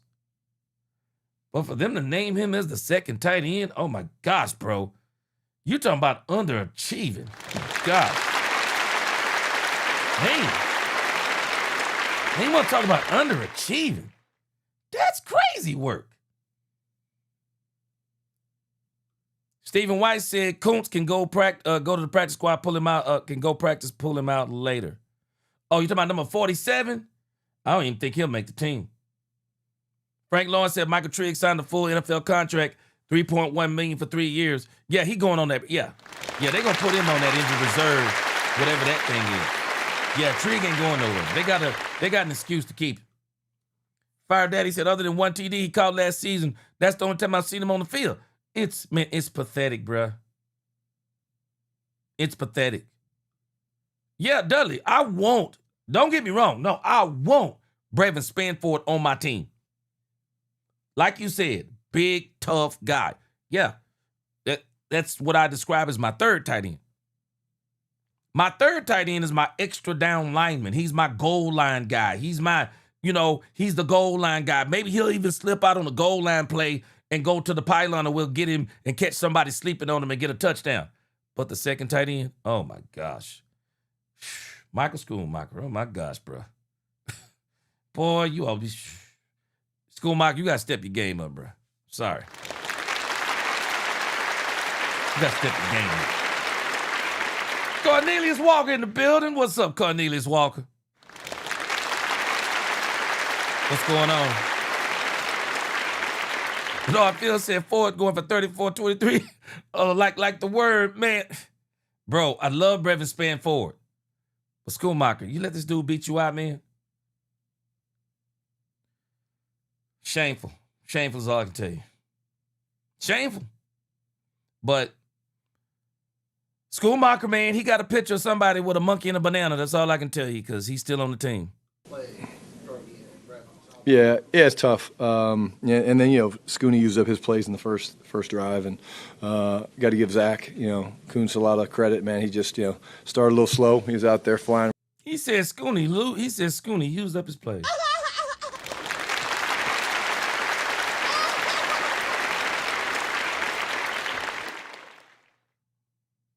Yeah, Justin Moore said what you're describing is exactly what Lipke does as a fullback. Why he gets his spot on the roster. They ain't using Lipke right. Lipke is sticking out like a sore thumb because, again, the Cowboys are on a running team. They're just not a running team. I mean, the Cowboys are the type of team, they'll line up in 11 personnel on a 3rd and 1. They'll line up in 11 personnel on 3rd and 1 if you let them. So Lipke, who could be playing a very good position, as in he could be playing Lipke. Watching his college tape last year, Lipke can line up at the fullback position. He can run the ball. He might have lost some points with the Cowboys, though. What was it, his first season, made that fumble. McCarthy was trying to use him down there on the goal line. And you really would think that Lipke could be a running back you can use down there on the goal line. He's a bigger guy. But Lipke, you could also be lining him up at the tight end position. I haven't figured it. The Cowboys just don't know how to use this guy. They just don't know how to use Lipke. That's why he's just stuck on special teams. Don't know how to use him. I think he's been here 10 days, something like that. Was probably pressing a little bit, but I thought he really settled in and got some guys some jumbo snaps, and I think that was good. But, it was first time I've ever really had to go into a game with one tight end and, mix in a little bit of 10 personnel. So it was fun. Good. Thank you. Thanks, guys. All right, that was Shotty You know what we say if you have time to score, after you the have time game against the Arizona Cardinals. I like that. That was Shotty after the game against the Arizona Cardinals. And so, not too shabby. I mean, the Cowboys had a great game. In particular, Joe Milton. Joe Milton had a great game. Absolutely great game. Just really goes to show the progression of Joe Milton. So again, Joe Milton, keep your head down. If I could talk to Joe Milton, keep your head down, keep working. Your time is coming. Your time is coming. Your time is coming. All right, let's listen to Brian Schottenheimer today. That press conference actually isn't that long. Shotty was talking today. Now I'm very interested to hear what he's saying now after he's had one day to sleep. So I'm very interested to hear what he's saying now. Let's check out old Shotty talking today. See if he's kind of updated his tune a little bit. It is. All right. All right, so this is Brian Schottenheimer today. This is Shotty today talking after that talk he had on Sunday morning, I guess we would call it. Yes! Here we go! Calvin. Hi.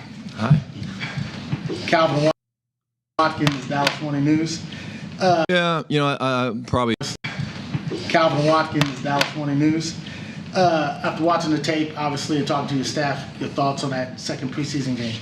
Yeah, I probably stick with the theme, Calvin, from after the game. I love the play style. I really felt that we went into the game wanting to play hard no matter who was out there. First team, second team, first quarter, second quarter, fourth quarter. I was really pleased. I thought everyone in a white jersey was flying to the ball, playing physical, good juice, good energy. Certainly things we need to clean up. We did better with the penalties. I think no penalties on offense was great. That part right there, that part to me was incredible. No penalties. No penalties in the first half. I had to do a double take in the second half because I was wondering, where are the penalties on the Cowboys? Mixed Matrix was talking about it. She was like, they must have been favoring the Cowboys. Man, because we're not used to having a Cowboys game with no penalties hardly.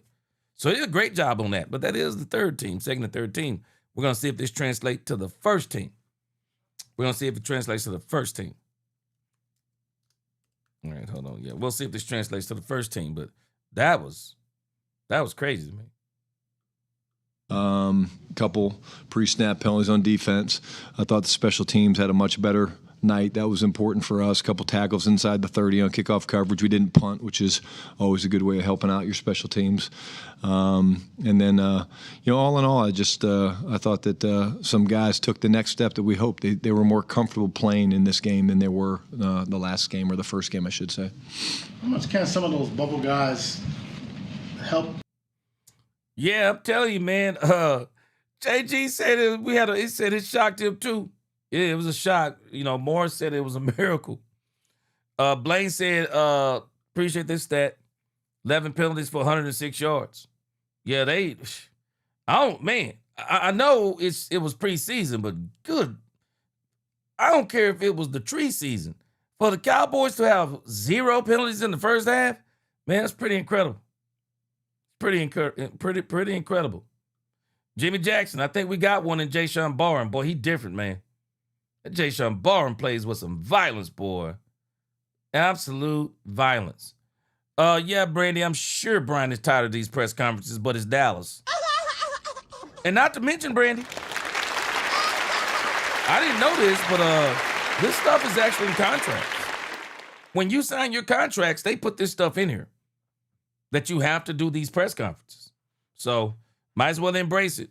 Shoot, I don't know about you, Brandy. Shoot, you paying me millions of dollars. I'm not gonna have a problem talking. Now you might get bored by what I'm talking about because I ain't gonna give you anything on my team. But when you getting paid this kind of money, shoot, I wouldn't mind sitting in front of a camera talking to folks. CGW said politics again, never won football game. Schoonmaker should be gone. Yeah. Yep. Yeah, but I don't know about the old Schoon, man. Yeah, we need to acquire game changer. I think Trigg can be that game changer, but I also think they're going to stash Trigg. I'm not going to believe anything they're saying about Trigg because I think this is how they're going to put Trigg on the team. Is they're going to use them 2 extra slots to hold Trigg, man. He on one of them slots. Yeah, he on one of them slots. Yeah, he on one of them slots. Help the cause with these 2 practices and the game on Friday. Yeah, I mean, we're a long way from done. I told the guys this morning when we talked to them, we're still in training camp mode, and these we look forward to these next 2 days practicing in front of fans and here at the Star, and there's a lot of tight battles, if you will. For certain spots, and you guys get it. It's a very competitive roster and 53 guys and the practice squad. So they need to maximize, and they will, these opportunities along with the game on Friday night. Clarence Hill deal with us Cowboys, and I don't know how much stock you put in these things, but sometimes a couple of guys stood out. Barhammer. Barham. Oh, yeah. That's one of the nicknames that's going around. I like it. This anticipation of him playing and then watch him play, just your thoughts on that, and can he get in the mix for the starting line? Yeah, well, one, we haven't done the play time yet, Clarence, but I will say, when he performed very well. The physical nature that he plays the game is real. You feel it. They felt it. He did run out of steam a little bit. He was hurting a little bit from conditioning standpoint. That just comes from not playing. But we haven't penciled in the starting lineup yet at really most spots, and we're still a lot of competition. But he's the guy that maximizes opportunity, and he's earned more opportunities, and he plays the game the right way. And that play style that we were talking about, it was very cool for him in his very first game to see him do that. Mike and weak side. Yeah, he can play both. He's got the versatility to get on the edge as well. So, we cross-train those guys. But what I love about him is the versatility, because really he was off the ball some at Michigan, on the ball some at Michigan. He's actually a really good pass rusher as well from off and on the ball. So he was a guy that was trending up, and then he had the setback with the injury. And I would say he's trending up again now. Brian Todd Archer with ESPN. I like that name that somebody gave him. Barham. That's a pretty cool name right there. I wonder who originated that. AOC gave him Bam Bam, and somebody else is giving him Barhammer. Yeah, that Barhammer, that's pretty unique right there. I like both of them, but that Barhammer's pretty unique. But Jayshon Barham, I told y'all already, Barham's playing. Might as well get ready. Barham's playing. I knew it from the moment they got Jayshon Barham, and looking at the tape, Barham is playing. Bottom line, I don't care who's in front of him, he's playing. He will be in he's going to be in the rotation in one form or another. Barham is playing. There is no doubt about it. And again, it's him. Barham is playing. Malachi Lawrence, he's playing. He's playing. Those players are too good. They're playing. They're playing. So you got 3 players in the first part of the draft, and they're all going to play. Caleb Downs, we already know he's a starter. Malachi Lawrence, he's in the rotation. He's playing.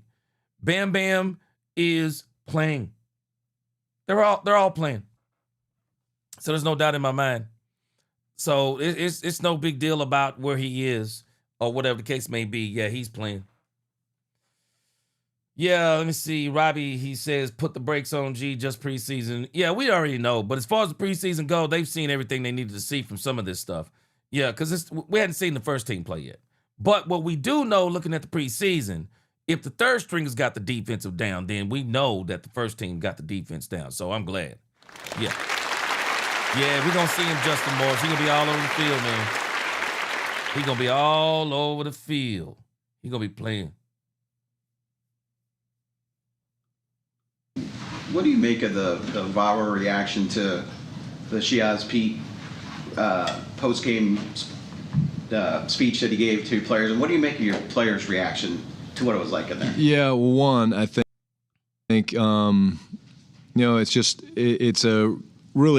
it's amazing that our social media team, the media in general, captured it because it was what this team and really the game of football is all about. Like, it's a storyline where you have a guy who's fighting his butt off trying to make the team. Yeah, it was Clarence Catherine. When you give him an opportunity, deservedly so, to address the group, it was very raw and it was very authentic. And, I'm thrilled for him. I literally was driving to the airport, I'd say probably a week after rookie minicamp. And my usual driver that takes me had driven Pete Shiaz, and he said, "Man, I drove one of your players, and he was the most incredible human being I've ever been." And he was talking about Pete, and it was really cool. And the players, they love one another, but I mean, he captured the moment. He has a better track record than I do of speeches after wins, and his language is much cleaner, which is good too. But I thought it was awesome, deservedly so. And then now again, I'm concerned about the Pete story. Again, the story, I'm concerned about it. I'm concerned about the Pete story because they like the story. They like the story. And the story is kind of bigger than the player right now. And is that a reason for a player to make the team? I mean, I'm just asking. And from what I've seen, he's got potential. But, is he that good to where you say, no, he's getting a roster spot? I mean, I'm not going to be mad if they do. I just think you need to be, I just think we need to be in this mode of a 48-man roster. And with your offensive line, it needs some serious depth. We could see possibly 3 different combinations of offensive lines from the Cowboys this coming season. Maybe even 4. One combination is if somebody was to get injured. Another alignment is if somebody isn't playing well. So you got to realign it. I mean, and then you may have to realign it again after realigning it. So you really need that running back depth. And so you really need on that offensive line, every single one of those players on that offensive line, they really should be thinking in terms of might play. You can't afford to have great stories. Because I'm going to tell you something. We did this with Deuce Vaughn. I mean, you think about it. We did this with Deuce Vaughn. There is no way that you have a good story in a position that is an impactful position that you're going to need the contribution of said player or that position. So all I'm saying is, got to really think on that. Oh, now CGW. Now that right there, that part right there. I wonder if they'll do that. I wonder if they'll do that. International acquisition. Wonder if they'll try to pull that off. Frank Lawrence, I'm not sold on Shiaz is better than in Steele just yet. I ain't sold on that. I'd have to see him in a little bit more of live play against first team before I would even think about that. But as far as inspirational, I can see that part. I mean, if you want to, I want to see if I'm very interested to see if he makes the team. I'm really interested. Those guys on the roster, figuring out what's going on. Tight ends are kind of light. I don't know if Trigg, Rogers, their availability this week, and do you need to add a tight end? Yeah, we're looking at that. I thought, talk about, Zach Kuntz. I mean, he played really well. I was a little nervous, getting in there at first. Got popped one time, and that kind of helped settle him down a little bit. He had the 4th down drop, but he played really well. I think 40-something plays. And so I'm really pleased with him and proud of him. He deserves credit. Had a big, explosive 25-yard play between him and Sam. Both those other tight ends are working back. Whether they make it back in time for the game, we'll see. But I would expect us to add a tight end, and we had to play a little bit of 11 jumbo, as we call it, and some 10 personnel, and it was a quick adjustments on the flight to Arizona. John Machado with The Athletic. When you went back and watched the film, what? So they're talking about adding a tight end. Interesting. I don't even know what that means. I'll be honest with you. I don't even know what that means about the tight end situation. I mean, I think it's probably pretty much settled. I mean, I'm sure it's going to. I don't know. Maybe they're just talking about for this game. Maybe they're just talking about for this game, because maybe they're saying that Schoon ain't gonna play. So maybe it's just for this game. But their tight end room, you're only gonna keep what, 3? Sure, they're not gonna keep 4 tight ends. So he must be talking about just getting a tight end for this game because, again, I think they're going to try to stash Michael Trigg. Impressed you most about Joe Milton? Probably the touch that he was throwing the ball with. I think he's, I'm going to talk about both games because, just the poise and, when you're playing quarterback and you have a play caller that's the head coach, there's a rhythm that you want to try to get into. And last year at times, this time of year with Joe, it was a little bit difficult to call plays for Joe because I wasn't sure exactly, what's going to happen here and there. And, what's up, Freddie just Morales? the poise that he's playing with right now. But you asked about one thing that jumped out. I think the touch on the double move to Mingo was a beautiful, beautiful throw. The touch on the scramble play to Camden Brown was a beautiful deal. Honestly, last year, this time, on the touchdown to Malik, it's probably from me to you, and he probably would have blistered it at Malik, and probably would have put a dent in Malik's chest because he's capable of doing that. But, he just kind of softened his elbow and just kind of flicked it and made it really easy for Malik. So, really, 2 really, really good performances. And I think, quite honestly, if you would just take the training camp competition, it's probably neck and neck, and Sam maybe a little bit ahead. That's why we actually started. Okay, so they already signed a tight end. Okay. I'm thinking this must just be for the last preseason game because I'm sure the tight end room is pretty much already sold up. Michael Trigg can't play, which, wink, wink, may be the excuse they use to put him on that injured reserve thing so they can keep him. So, yeah, they must be using this solely for this preseason game that's coming up. Sam in the first game, against Seattle, but Joe's put together 2 really good performances, and this will be another fun week for them to keep battling. How much do you think you guys signing Sam might have pissed Joe off and maybe motivated him? I remember my conversation. Hey, Bass, are you still in the chat, Bass? Bass, let me know if you're in the chat. Bass stepped in for a minute. If not, I'm going to have to ask Brandy and Mixed Matrix. If Bass ain't in here, I'm about to ask Miss Matrix. I'm going to ask them a question about something. Yeah, Stephen White, yeah, definitely got a lot of value here. The Cowboys are really putting together some talent.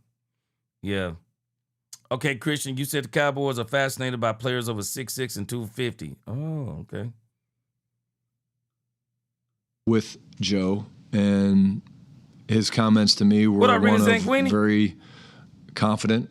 Coach, it doesn't matter who you bring in here. I believe in myself, and I think it probably got his attention. But, to be fair to Joe, I mean, this is not the easiest system to learn. I mean, we ask a lot of our players, certainly the quarterback position. We are a volume.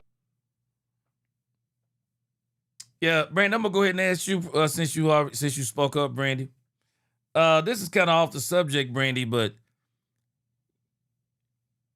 you notice Brian Schottenheimer's hair? Last year, kind of like Brian's hair was thinning out. You notice Brian Schottenheimer's hair this year? Man, Brian got a serious full head of hair this year, man. I see you, Brian. I don't know, maybe that was just the haircut he was wearing. But Brian Schottenheimer's hair looks like really full this year. Am I going crazy?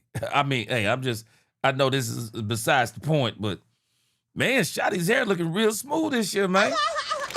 Shoot. Boy, Shotty hair looking real good this year. We can figure out where Brian Schottenheimer went to. See where he went to. See if I can get a little bit.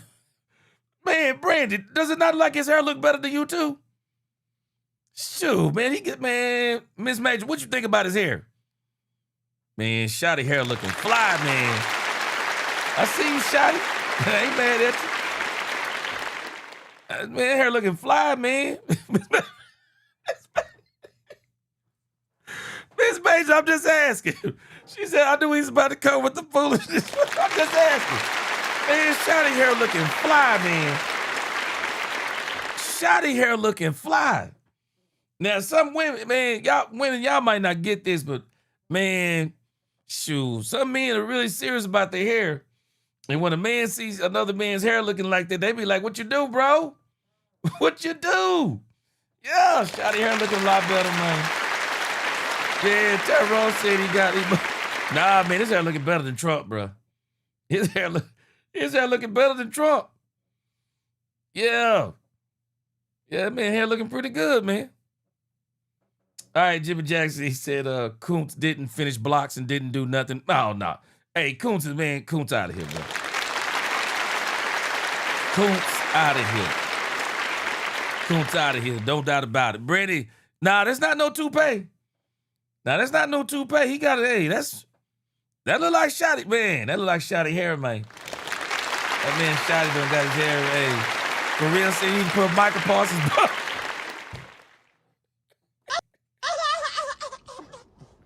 Boy, you better stop, boy. Boy, you better stop, man. You better stop. Yeah, Badge 9 said he put that turkey hair on. Hey, man, his hair looking good, bro. Yeah, Justin Boy said his hair person look way better than Trump's. Trump's hair person is garbage. Boy, that man Shotty hair looking good, man. Boy, if I was at that press conference, I'm sorry, I'd be saying it. Hey, Brashad said, you don't say everything, G, but you're right. Shoot, I was at that press conference, Brashad, I'd be like, Shotty, this besides the point, but man, your hair looking good, bro. What you do to your hair, man? Shoot, Shotty getting ready to win a Super Bowl, man. I'm telling you right now. Miss Match, what you say looking like who? Will Schuster from Glen. Seems like Will Schuster from Glen. Shoot, man, Shotty hair looking fly, man. Shotty, shout out to Shotty, man. Boy, hair looking fly, boy. Volume type offense. We have a lot of offense that we use, and that's one of the benefits that, Dak and CD and the guys that have been around the system, with me and going back to Mike, helps. But he's in a much different place right now, of course, I'm talking about Joe, in terms of his understanding of what we do. Nick Harris, Fort Worth Star Telegram. Do you feel like at this point in training camp in the preseason that you have two capable QB2s? I do. Yeah, I really do, and I think it's a great competition. And that's why I kind of brought up, Nick, the training camp. Like I said, Joe's performed beautifully in both games, and you can't look at the numbers and not know that, but just watch him play, watch him step up and trust the protection on the double move, because Keegan comes out. Drew Shelton's got a little leakage off on the big one too. Mingo. And, there's a little bit of color off the defensive end, off of Drew, and Keegan comes and, kind of cleans it up from inside out, and Joe doesn't even flinch. He just stands in there and lofts it down there beautifully. But Sam's made a lot of plays too, and Sam did a beautiful 2-minute drive against Seattle, and, like I said, we don't have to, and we're not ready to make any decisions yet. And how do you feel like the backup? Oh, stop it, Shotty. Stop the drama. I love Shotty, but stop the drama, Shotty. Stop the drama. You only gonna keep 2 quarterbacks. I'm sure you'll keep the 3rd emergency quarterback. I don't know how that works, if he has to be on the practice squad or what. But Sam Howell, in the grand scheme of things, he was behind the 8 ball because Joe Milton, physically superior to Sam Howell. Physically superior as in arm talent, running the ball, whatever you name. Not only that, Sam Howell comes in, has to learn the system. Joe Milton, 2nd year in the system, 2nd year being with Dak Prescott, 2nd year being with Shotty. And so, of course, if Joe Milton would have let Sam Howell beat him out, we had bigger problems. We had bigger problems. So they brought in Sam Howell, I believe, to push, to really push Joe Milton. And I think it might have worked to a degree. Joe Milton did a great job, still developing. Let's let him keep developing. He did a great job. And so Sam Howell, man, maybe you can keep Sam Howell in. Put him on the practice squad. Because when you think about all things considered, Sam Howell did a pretty good job coming in here, having to learn a new system, and then compete with Joe Milton. I think he did a good job. Kind of pushed Joe maybe a little bit. That could be some of the motivation of Joe Milton really getting on his A game. Because y'all got to think about last year what Joe Milton was. Y'all remember what Joe Milton was? Joe Milton came in on a chariot last year. Joe Milton came in supposedly to take Dak Prescott's spot. Do y'all remember that? Oh, yeah. Yeah. Joe's going to push Dak. Oh, is he? Oh, okay. That's what we are now. Oh, that's what we are now. He couldn't push Drake May, but he about to come in here and push Dak. Okay, that's what we are. That's what Joe Milton was supposed to be last year. So they brought in somebody to push Joe Milton this year. So, which Joe Milton wasn't pushing Dak last year. And in the grand scheme of things, if all things are equal, Sam Howell isn't even pushing Joe Milton. I mean, I get the mind game trick. It's not quite Jedi mind trick. I get the mind trick game that was trying to be played. But again, Sam Howell, considering the circumstances, I thought Sam Howell did really good. So put him on the practice squad. Put him on the practice squad. You never know. Offensive line performed, and specifically the tackles. Yeah, again, I think, I'll talk about Drew first. Had some good sets, had some oversets. That's all part of playing. I do think that he settled in a little bit as the game went. What we asked them to do was done for a purpose, but it was also not an easy task. You've been playing right tackle if you're Drew Shelton for, 3 weeks, and then you move over for a couple days, and then you have to go play left tackle in an NFL preseason game. Same thing with Nate. Both incredibly talented, but, they need to continue to grow. And some of it's fundamental. Both of them think the game very. I'm still pumping the brakes. I hear all of the offensive line talk. I'm still pumping the brakes on this offensive line talk. Remember what I told you. The Cowboys were on their 2nd preseason game. The Arizona Cardinals were on their 3rd preseason game. So I'm not even sure what their roster even looked like over there in Arizona. So I'm not putting much stock into the scrimmage as far as the offensive line goes. But what I am going to reference back to is I'm going to go back and I'm referencing in particular the Saints scrimmage. Boy, they were bringing it, man. Boy, they were eating up Terrence Steele's lunch. They really were, man. So I'm more concerned about getting some more depth there. I really think the Cowboys need some more depth there. Larry Gold, the best shot on YouTube. He said hair today, go tomorrow. Hey, man. Larry, I'm telling you, boy. Shotty's look, man, bro. Shotty hair looking good, man. Shotty hair looking good. Sam, me and you, we just keep ours cut off, man. I was trying to talk my wife into me and some hair the other day, and she wasn't having it. She wasn't having it. She was like, your hair look good like it is. Keep it cut low. So Jerry Best said, underdeveloped, high flying with a strong arm that couldn't play quarterback, but athletic as hell, but was never pushing that for QB1 stopping. Yeah. Yeah.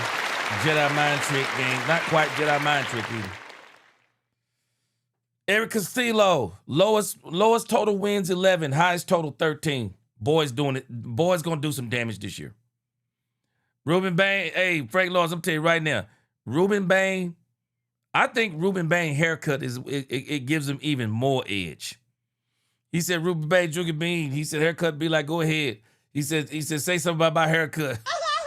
Hey, and people, they say stuff about his haircut online. Frank Lawrence, I bet you they won't say it in his face. Shoot. Tell Ruben Bain he got the best hair in the world if you see him in person. Very well, but there's fundamental things that, we're talking about, with Clayton and Connor Riley that both guys can improve on, and some of it's, hand usage and replacing your hands and things like that, and how you set versus a wide. Blaine, I'm gonna tell you something. I'm gonna tell you right now. You make a very good point. People keep talking about who the Cowboys are gonna trade for, but if need be, you never know. The Cowboys could trade for somebody, trade for a tackle.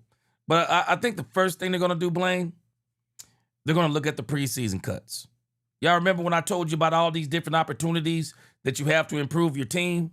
Well, now we're down to the last two left.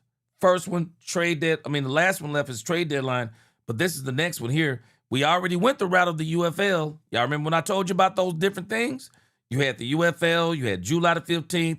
You're not touching the Canadian Football League more than likely. You got the 53-man roster cut down. That's number 4. Number 5 is the trade deadline. So now we're at our fourth option.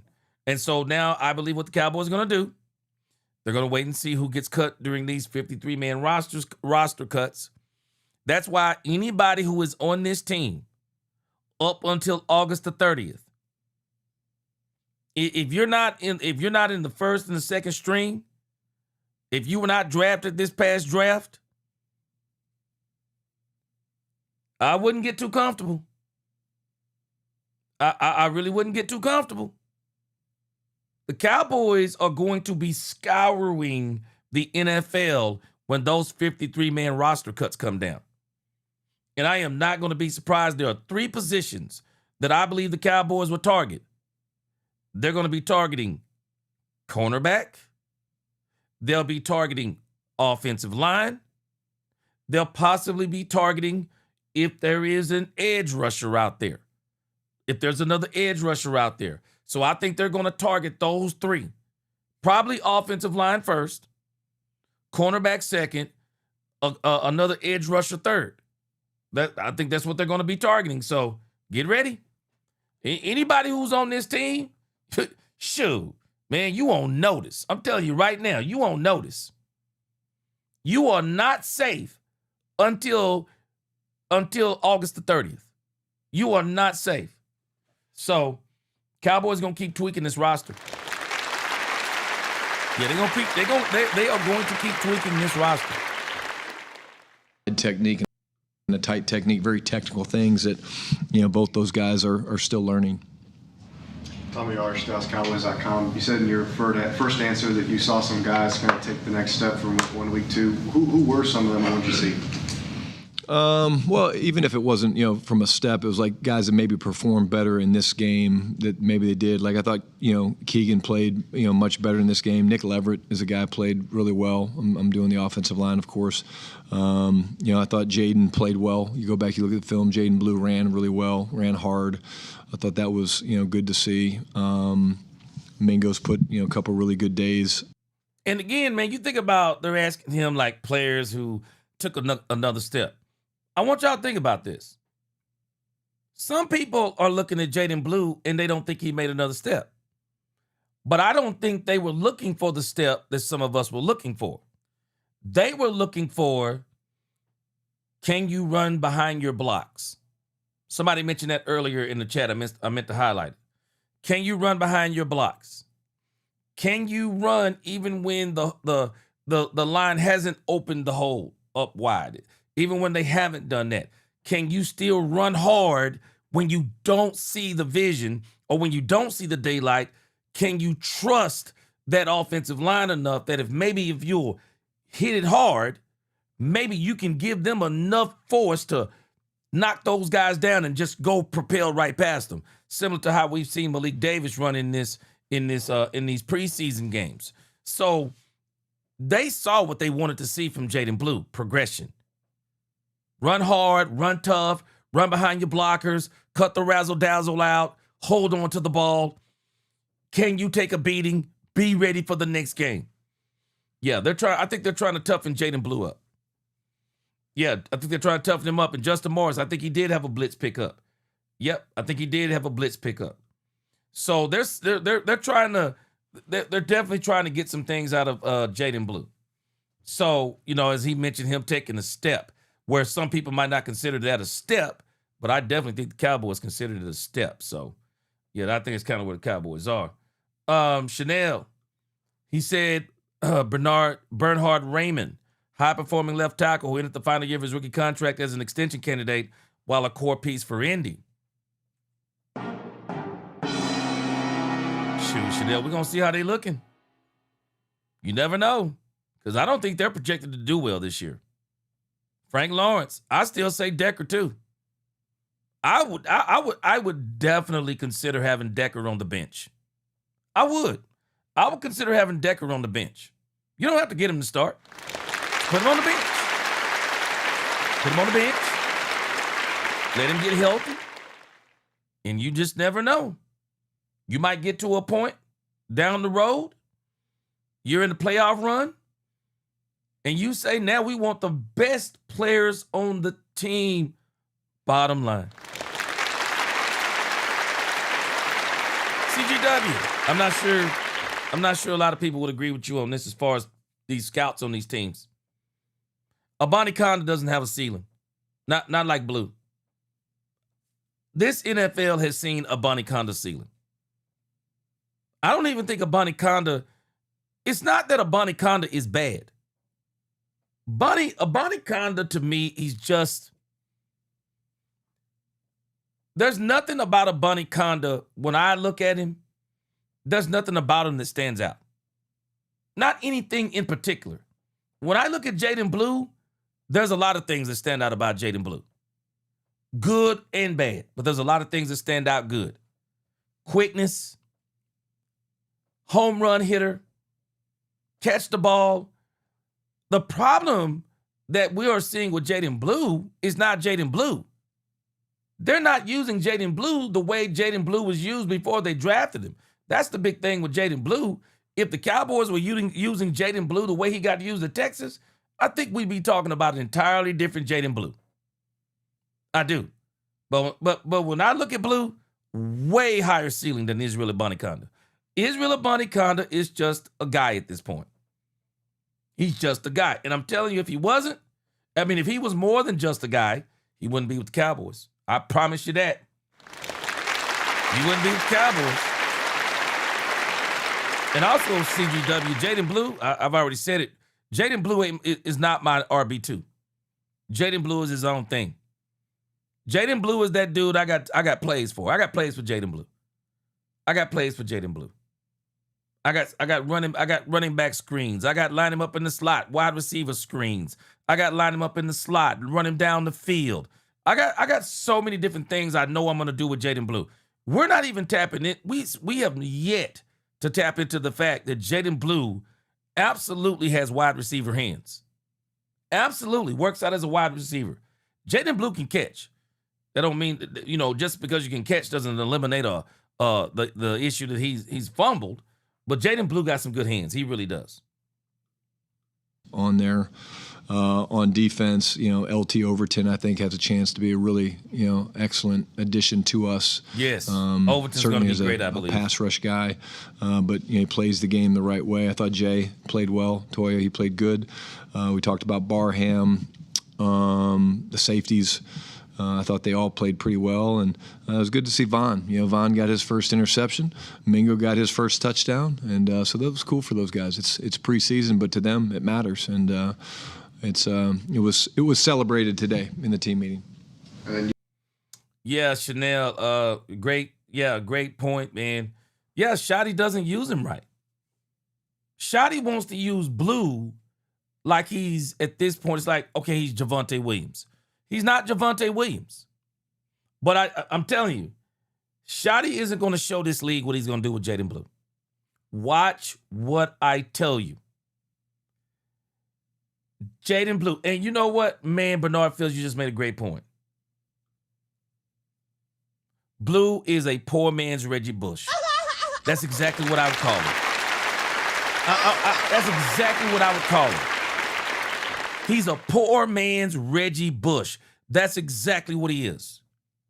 Because that's what he was at Texas. He wasn't like, he wasn't Reggie Bush.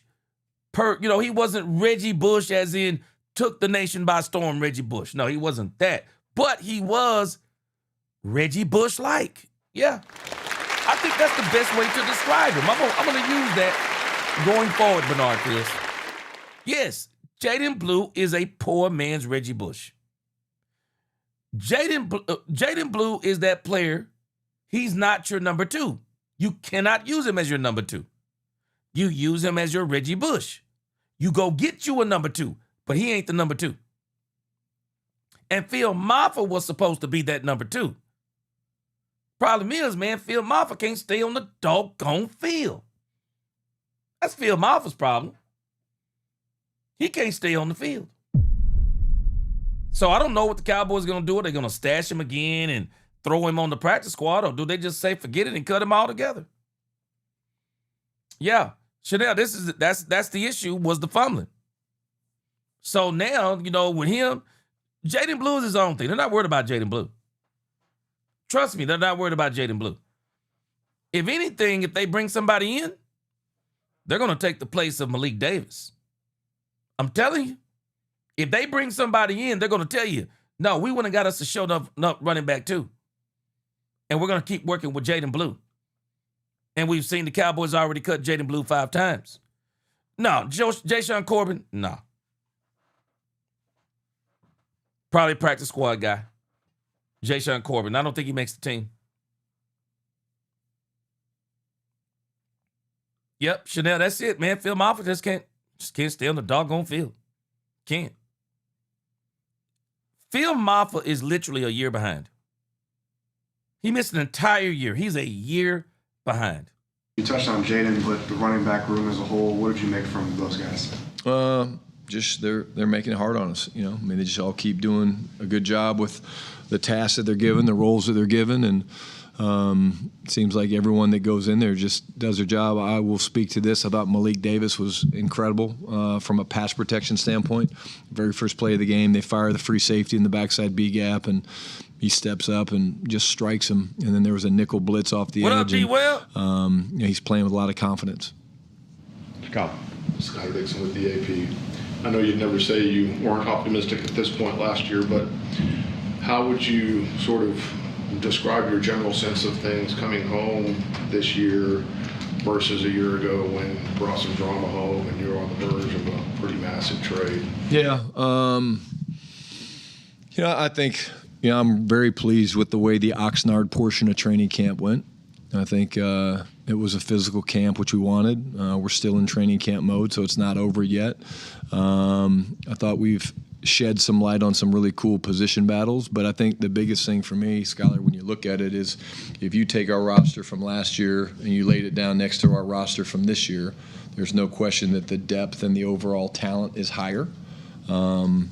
And some of that is from us developing some younger players that now are, in a different classification, but also the addition of a number of pieces, and that's a credit to, Jerry Stephen, Will McClay, his staff, and the coaches, their hand in that. But, this is a good football team, and we got a lot of confidence, and, we just got to make the right decisions as we get to cut down day, which we will. Back to Joe briefly, and you touched on this. Is this a real thing, that having the year with you in the system, et cetera, et cetera? I mean, does that show up the way we see it, where he looks a lot more efficient, comfortable, et cetera? Yeah, I mean, I think, part of it, I talked about, Joe in terms of me calling plays and being like, man, sometimes I couldn't get a feel for Joe. I mean, hearing the cadence of a play caller is very real too. Like, whether you call it fast, you call it slow, whether you repeat it, whether you talk the whole time, and they're like, shut the hell up, I got it. Like, here's a guy that. Yes, sir. Appreciate you, Joshua Davis. Appreciate you. See, you're a hard-working dude, always going live. Appreciate the work, bro. Yes, sir. Appreciate you. Poobie D in here. What's up, Poobie D? Yes, sir. We're going to see what happened tonight. May try to do Cowboys After Dark tonight. During the football season, we're going to be doing it anyway, but, we kind of in the preseason mode over here, too. So I'm still trying to get my wheels back up under me, man, going late night so much. But, yeah, we may try to do Cowboys After Dark tonight, depending upon what shakes down tonight. Yeah, Blaine said, hit that like button. Let's go. Hit that like button. We up to 215. Let's see if we can get up to 250. We up to 215. I appreciate you. Sir Nose says Shotty fired his barber. Sir Nose in the building. Shoot, Sir Nose. Telling you, man, Shotty hair is looking good. Looking real good, like how his hair look. I see you, Shotty. Really his entire career, going back to high school to college, he's been no huddle, he's been there. And so the things that we asked him to do last year were very new to him. Man, and, Justin, I've been getting very little sleep, man. He didn't have a great pure or clear understanding of the entire system last year. Justin, man, I had to get me a face regiment, bro. I had to get me a face regiment, man, so I don't start looking tired, man. Boy, I had to get me a face regiment, man. Man, I got me some organic Jamaican castor oil and aloe veras and they call that soap, turmeric soap. Shoot, man, eating more watermelon. Man, I'm about to go on the hydration thing. I mean, the hydration thing now. I'm about to get me one of them big gallon jugs of water, start drinking that every day. Electrolytes, man. Shoot, what? God be the glory, man. I'm just trying to put in that work for Cowboys Nation, man. I think this year he does. And I think that allows him to go out and play free and play confident. Change some things, move some things around against Seattle that he didn't blink at. Hey, move him over here, do this. Hey, I want to add this. And so I think the more he's used to this system and hearing my voice and things like that, I think all those things factor into a quarterback going, okay, I can play free because I understand what to expect. Joe. Joe Hoyt, Dallas Morning News. Also, yeah, I give you that's a great point, Kate Short. D. Webb said like them Christian Parker sleeping hours. Boy, I'm telling you, bro. Man, let me tell you, D. Webb, I'm a preacher, bro. D. Webb. Man, I came straight off of Cowboys Live on Saturday morning because I did Cowboys After Dark on Saturday. I slept 2 hours, I believe. No, I think it was. I slept 2 hours after the Cowboys After Dark. And I had to get up around 7-something. Man, let me tell you something. Boy, I slept so hard. Man, them 2 hours felt like 8 hours, man. Boy, I couldn't believe it. I thought I got up late. Man, I had barely been asleep 2 hours. That's how good sleep felt, man. That's how good sleep felt. Miss Matrix, I'm getting back to my old days when you stay up all night. We talked about it. Stay up all night at the club and then get up and go to work on Monday.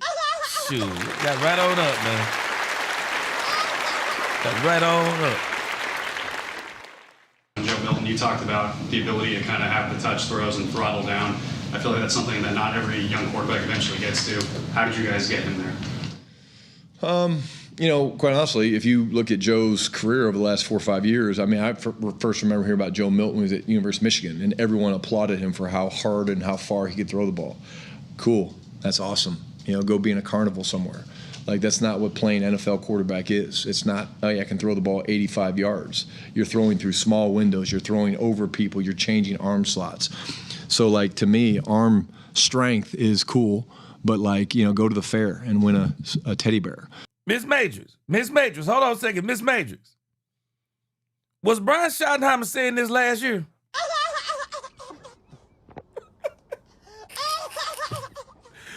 Boy, it's amazing, boy, how he done changed his tune down, boy. Anybody remember Brian Schottenheimer saying this last year? Because last year, I could clearly remember Brian Schottenheimer was talking about how far this man could throw the football, and he ain't seen nobody could throw like that and throw like this. Whole different tune this year, ain't it? So it's a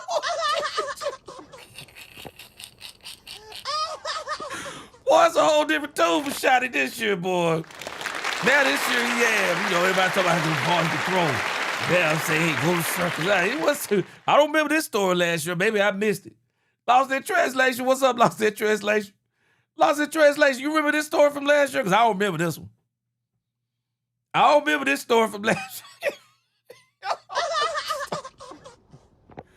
But I appreciate it. That's growth. I appreciate it. Hey, go. Hey, that's it. That's it. Yeah, we need more than somebody that can throw the ball 95 yards. Because y'all heard me say this. Man, it is rare. I don't care how big your arm is.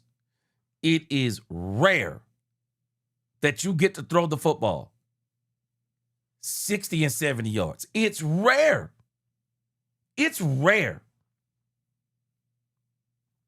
In this league, you are primarily throwing short, medium, short, intermediate, and you sprinkle in 4 or 5 deep throws. It is rarely you get to show the world that you have this huge arm. You have the biggest arm you want to. Josh Allen before Joe Milton, Josh Allen was known as having the biggest arm. Yeah, also a turnover machine. And the reason why Josh Allen has been a turnover machine over the years, one of the things you have to teach these quarterbacks like Josh Allen and Joe Milton is that you can't just throw any pass. They think because they can throw it far and throw it hard and throw it fast, they can throw any pass they want to. That's why Josh Allen always throwing interceptions. Meanwhile, Dak Prescott doesn't have the strongest arm.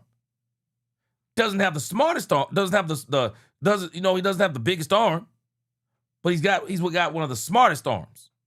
Because Dak Prescott knows how to put the ball in places where a lot of quarterbacks can't.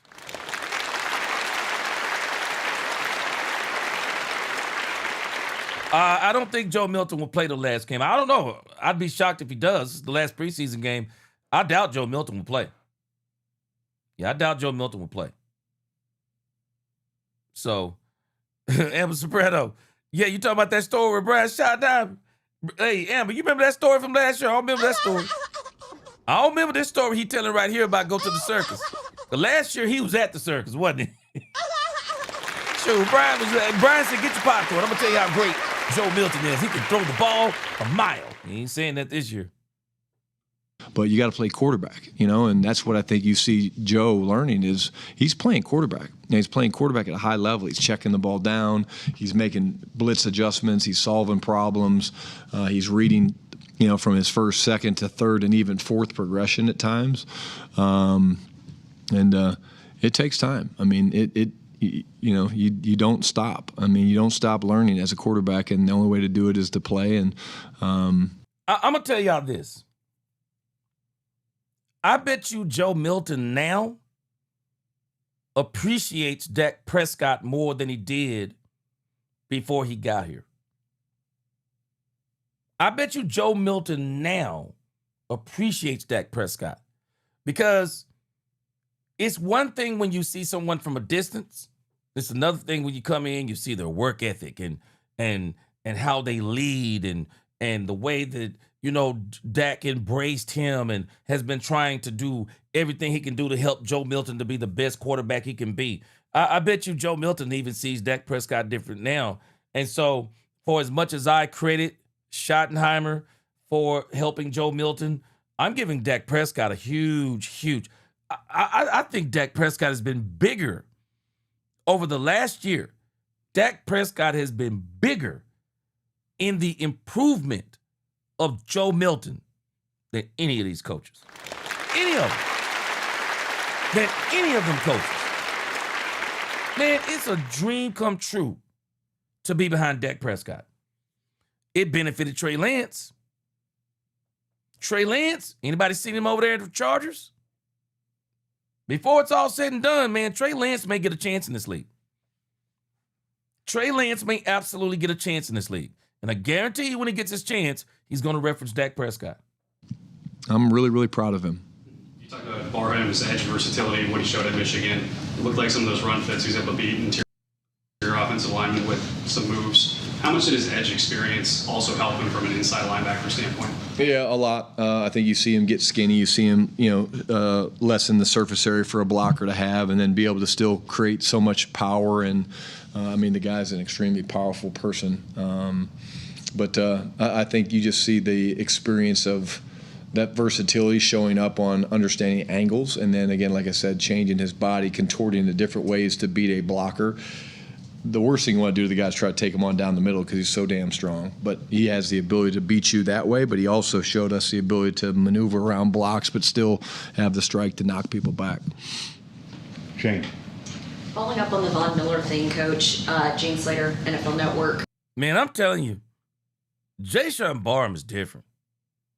Man, I'm telling you, I bet you teams are going to be kicking themselves in the butt about Jayshon Barham. Jayshon Barham, oh my gosh. The Cowboys are going to turn Jayshon Barham into one of the best linebackers we've seen in a long time. And I love it. I love it. I love it. Amber Soprano, you remember we were talking about this the other day? Having a good enough team to where you don't have to bring a player in and put everything on them. You got a good enough team to, even though Caleb Downs is starting, for as much as people say Caleb Downs is the savior of the Cowboys defense. No, he's not. No, he's not. Caleb Downs is a great player on a defense that has great players. In times past, you think about Micah Parsons. When we got Micah Parsons was the best player on the defense. And I think unless that young man's head, unless his mind is really right, and unless you got the right coaches, you can really mess up a player when he's the best player on your defense. When he's the best player on your defense, it messes his head game up, messes his mind up. Because now he starts to think that everything revolves around him. And people will sit back when you got a team where the player is the best player on the team. Man, sometimes people will just sit back and let this dude let him do his thing. Oh, just let him do his thing. It's him. But when you already got great players on a team, it helps a player like Caleb Downs come in, settle in, earn his stripes, learn, get better and better and better. Jayshon Barham, you're not going to have to play him 50, you're not going to have to play him 50 and 60 plays a game. Hey, we can bring Jayshon Barham along slow. Let him continue to develop into exactly what we want him to be. You think about it, Malachi Lawrence. We're not in a mode of urgency where Malachi Lawrence got to come in like Donovan Ezeraku last year. We wanted Donovan Ezeraku to come in. He had 17 and a half sacks at Boston College. We were like, hey, we got Donovan Ezeraku. He's Michael Parsons' replacement. Yeah, but understand he's his replacement, but not in productivity. Ezeraku, not in productivity. And Ezeraku, unfortunately, think about what we did to Ezeraku. Hey, man, we need you to come in and line up where Michael Parsons used to line up. Hey, we need you to take Michael Parsons' spot. Hey, man, can you be the next Michael Parsons? See, that's the issue with Donovan Ezeraku. Imagine had we already had somebody and said, hey, Donovan Ezeraku, man, coming off 17.5 sacks, we're going to put you in spot duty. We're going to set you up to succeed. We're going to let you learn with some of these great players. It's not what we did to Donovan Ezeraku. It's not what we did to him. We threw Donovan Ezeraku right to the doggone fire. Right to the fire. Get in there. With terrible coaching. Yep, I didn't say terrible, terrible. Threw him in there with terrible coaching. Terrible coaching, terrible system. Not the best player. Hey, Ezeraku coming off 17.5 sacks. Get in there and rush that passer. What do you have? 1 sack, maybe 2? Hurt his hip. You got a team now with enough depth to where we got some players that look like they're going to be great, like Jayshon Barham, and we don't have to throw him to the doggone wolves in his first season.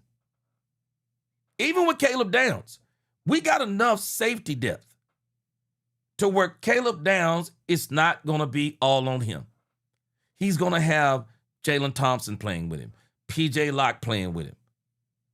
I'm still kind of struggling with Malik Hooker, but we're going to see what he is this year.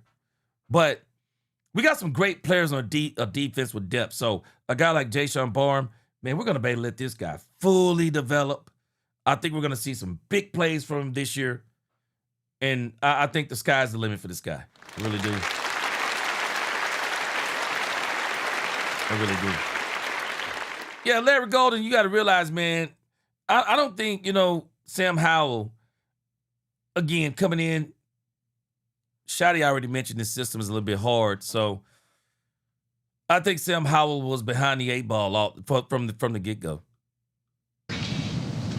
What went into the scouting, the pitching, and ultimately the signing of Vaughn? Can you walk me through some of that process? I'm sure you've covered a little bit of it, camp, but when you think back, how did the name initially come up? Because his name's been tossed around here the last 4 off seasons, but why now?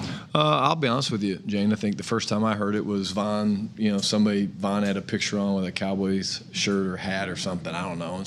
Now, I want to talk. Let me bring this up. I don't know if y'all remember this scenario. So now we got Von Miller. And Von Miller is one of the best players. If you're a pass rusher, we got Malachi Lawrence, Jayshon Barham, Donovan Ezeraku, not to mention all these other guys. They're here with one of the co-founders or the, co-leaders of the Sack Symposium. He's going to help so many of these guys. But I want you to go back to what Jane Slater just said.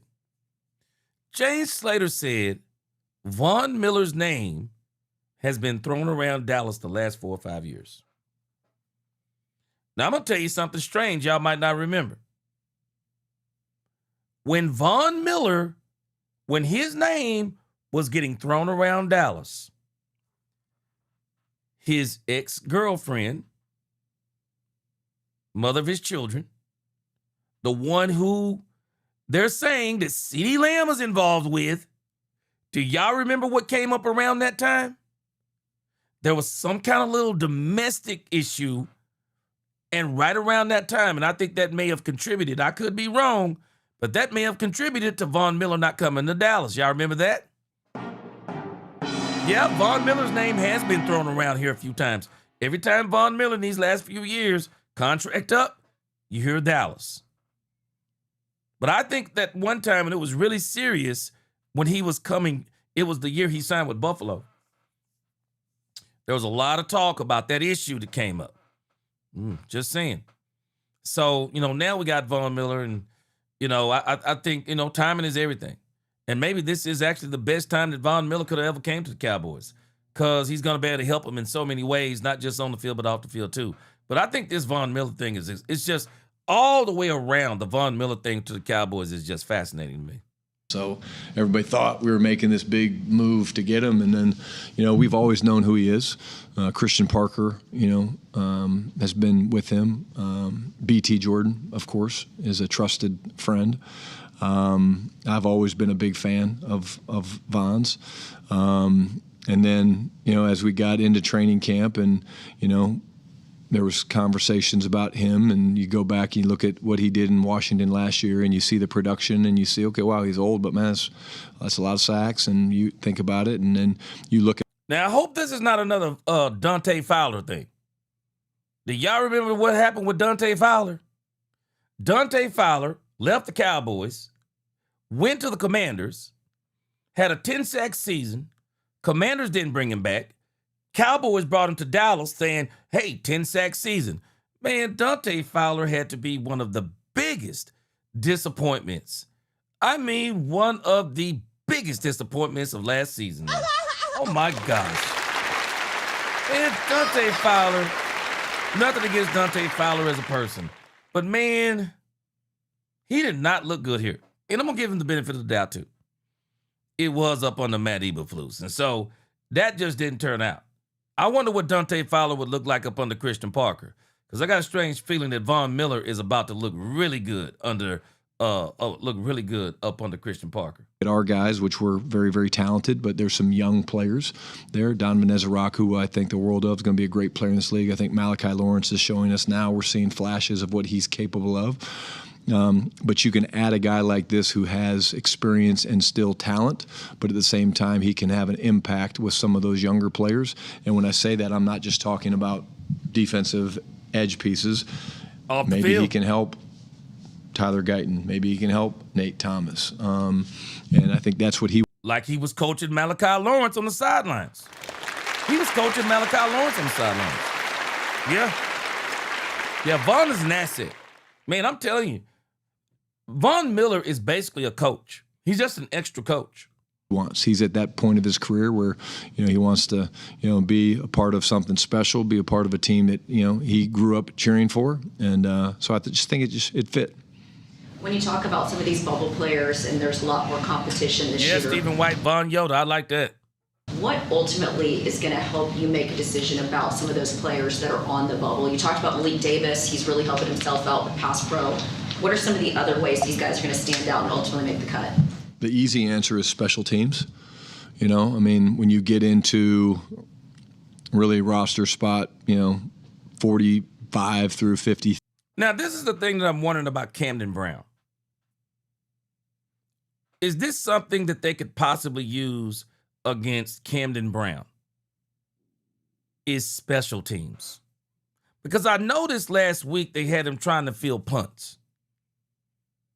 They had him last week trying to field punts. So I wonder if that would be a reason if they didn't retain Camden Brown, would it be special teams?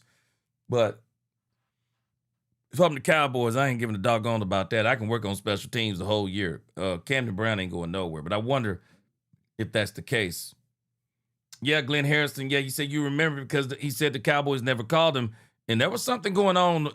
That was out there in the news pretty serious, man. I thought Vaughn was about to lose his career. 3. Those are usually guys that are not starters or premium players that they play, every snap or the majority of snaps. So you have to find guys that have the versatility to play special teams. And then, quite honestly, when you're, going to game day activations and inactives, that's the other thing, Make no mistakes. We were not good enough on special teams last year. We know that. We realize that. It's been a big emphasis.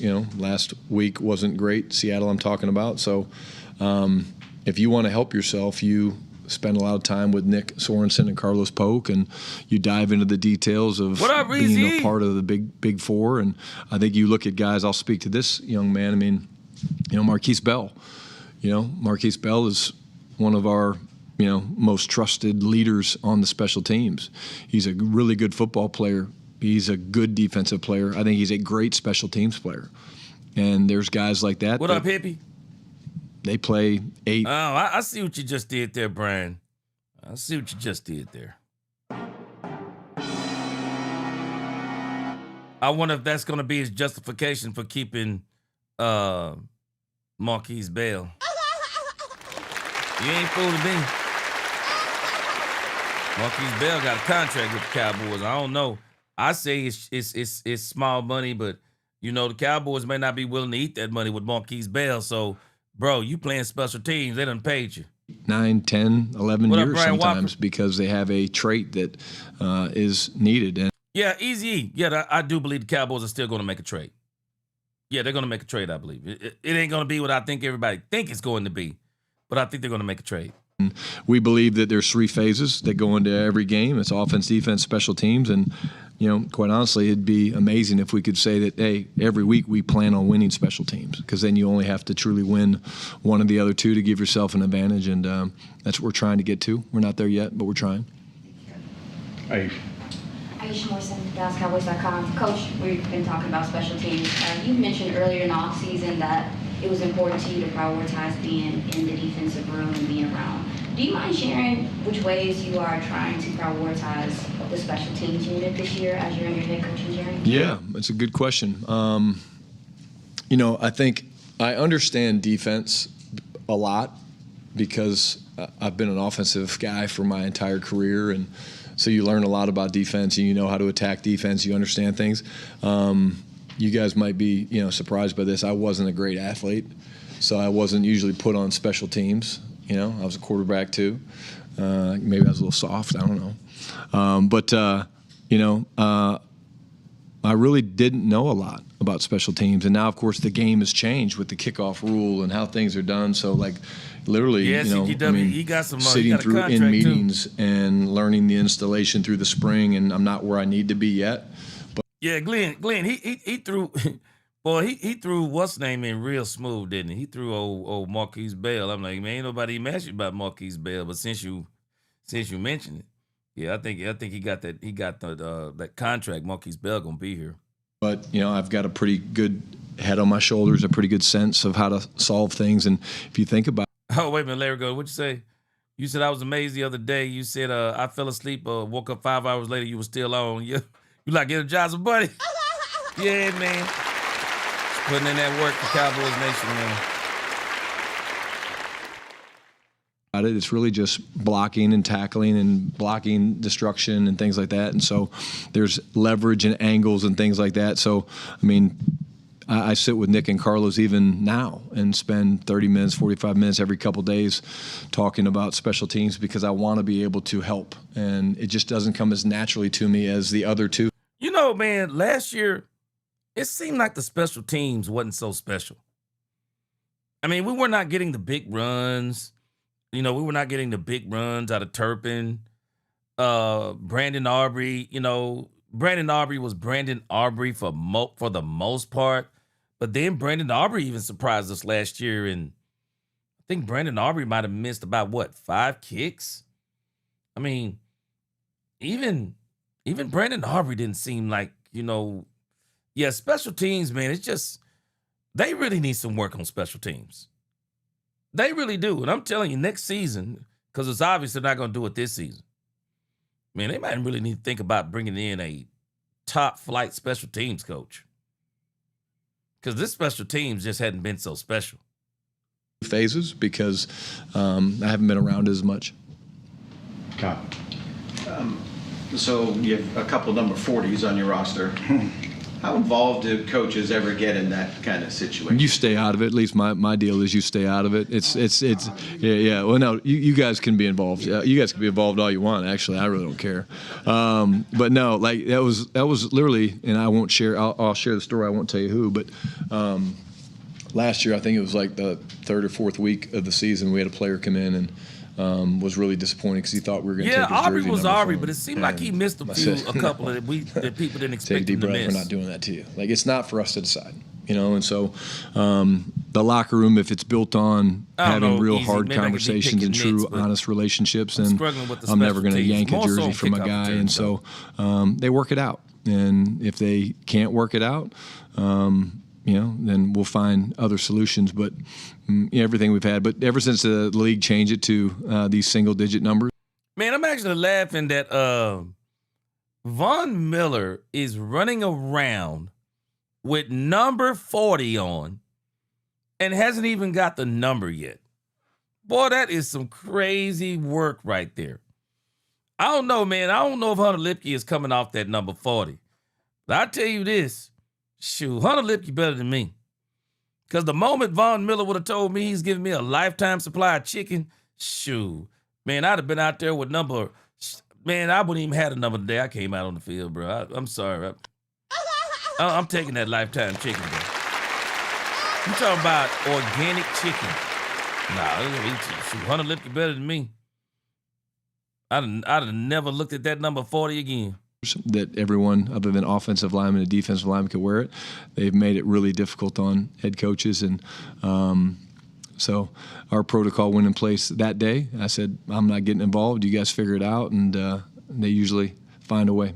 And we all do roster projections. How much do you guys What up, East Texas cut truck? it down? Shoot, I wish they'd offer me that chicken. Shoot, boy. I'm getting my lawyer together with that contract, bro. We getting the contract on that chicken. Think I'm playing? Shoot. Lifetime supply of chicken? Shoot. Give a doggone. I'm getting that chicken. I don't care if I get tired of chicken. I'll give it away before I not take it. Shoot, you had chicken long after football, bro. Is that the rate of Hunter Lipke's career? Unless he switched or something happened. I mean, man, you're going to have a whole longer time with that chicken than that doggone jersey, bro. You know, the first week of camp, the end of camp. Yeah, we're just starting to kind of get into that a little bit, Todd. You know, like right now it's more of, we've been really, and we still are. We're still evaluating people, but like we're starting to say, okay, hey, 6 days from now, whatever it is, we're going to have to start making the cuts and trimming the roster, and what's that look like, and so we're early on in that. But really until you get to this point, leading into the last preseason game, we've had our joints, we've had our 2 preseason games. You try not to, and so we'll get into that process a little bit more this week as we go. Yeah. Julius Wood with a concussion. What's his outlook, and anyone else that was banged up? Yeah, I haven't heard yet on Jay Wood. Trying to think other injured guys. We came out who?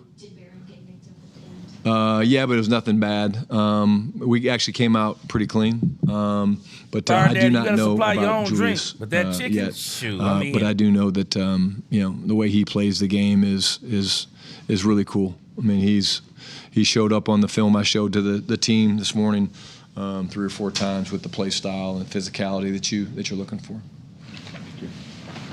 Brad Sham, Cowboys Radio 105.3 The Fan. One more thing about special teams. When you say your objective is to win special teams, there are so many different facets of special teams. What does winning special teams mean to you? Field position battle. What's the average drive start? What's the average drive start after a kickoff? We plan on making all of our kicks, with Aubrey, but it's really, the game is so much about field position, and offenses are really good in this league and defenses are really good in this league. So if you're an offensive guy and you have shorter fields, you have a much better chance of scoring, and if you can pin them back. So. All right, okay. Dak fan for life. I'm going to check your super chat in a moment. I didn't see it.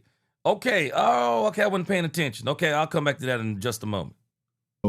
Your chance of the defense doing well. So it starts with that. Anytime you can have an explosive play, and we do have fakes and things like that we feel like can help swing momentum. But it starts with field position. Good. Thanks, guys. Thank you. Yeah, I do think we need to get that special teams. We really need to get that special teams piece fixed. We really do. Because special teams, when you think about the returns, I really wish we could get us somebody in special teams to where they can take advantage of this new kickoff rule they have and how they're lining up the players. I mean, I would have 2 kickoff returners back there. I really would. I'd have 2 kickoff returners back there, and doing some razzle dazzle, man.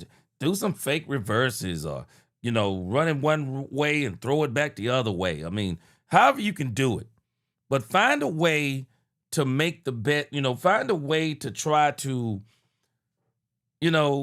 find the solve this whole thing with these kickoff returns, because the kickoff return game it's just not exciting anymore. So somebody's got to figure out a way to beat it. Dak fan for life. Okay, I'm sorry I didn't see this early. Appreciate the super chat. Okay, so Shotty said earlier that Joe and Sam are playing? Oh, he said I did hear that part. He said the competition wasn't over. Dak fan for life. You know we know this over. We know. Come on. We know doggone well that this is absolutely over. I'm not buying it for 1 second. This quarterback fight is over. Now, I understand the Jedi mind trick that's being played. You don't want Joe Milton to think he has it wrapped up. I get the Jedi mind trick that's being played. But I'm not buying it. I think Joe Milton has all but won this job. I do. What's going on, Queen? Good to see you. Getting back from the hospital with hubby. His sugar was crazy high. Uh-oh. Well, I'm sure all is well now that you're home, right? Prayers up for you and the hubby. Is he good, Queen?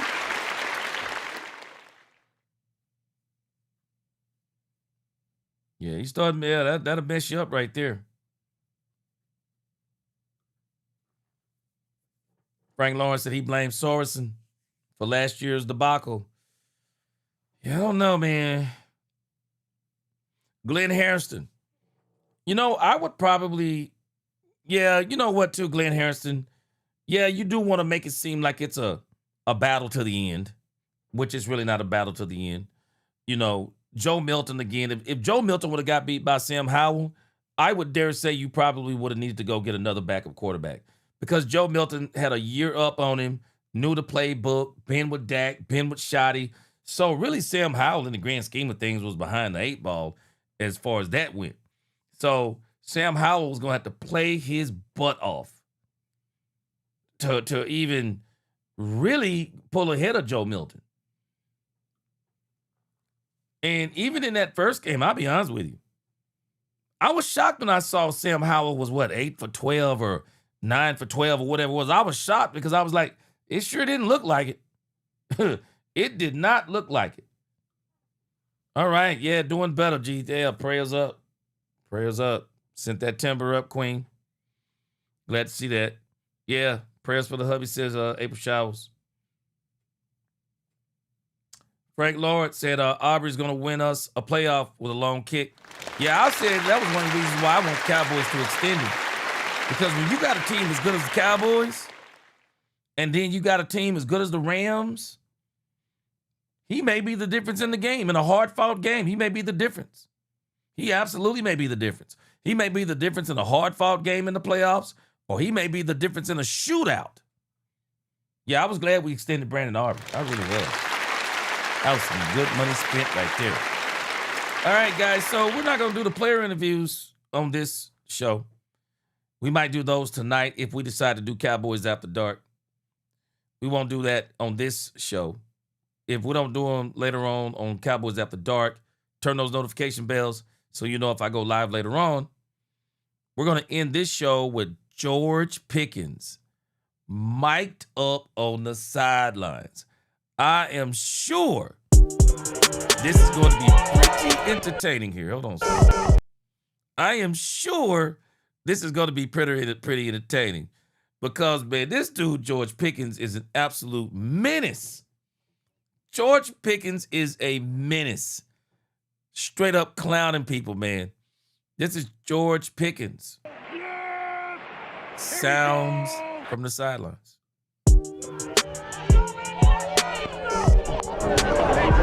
Where the camera at? Where the camera at? I ain't saying that much today. My routes is different. You can't dog me, little dude. You know you can't dog. How did he make their team? Try to take me out, fam. This too easy. Wow. Oh, they trying to cheat because getting routed. Business person. That's too crazy. Boy, this dude is straight crazy, bro. This dude is straight crazy, boy. This dude said how he make the team. Boy, this dude George Pickens is straight crazy. Man, let's play that part again. This dude George Pickens is straight crazy. Boy, Bass, you are not lying, boy. Man, this dude don't care about nobody's feelings on the field, bro. Let's play it again.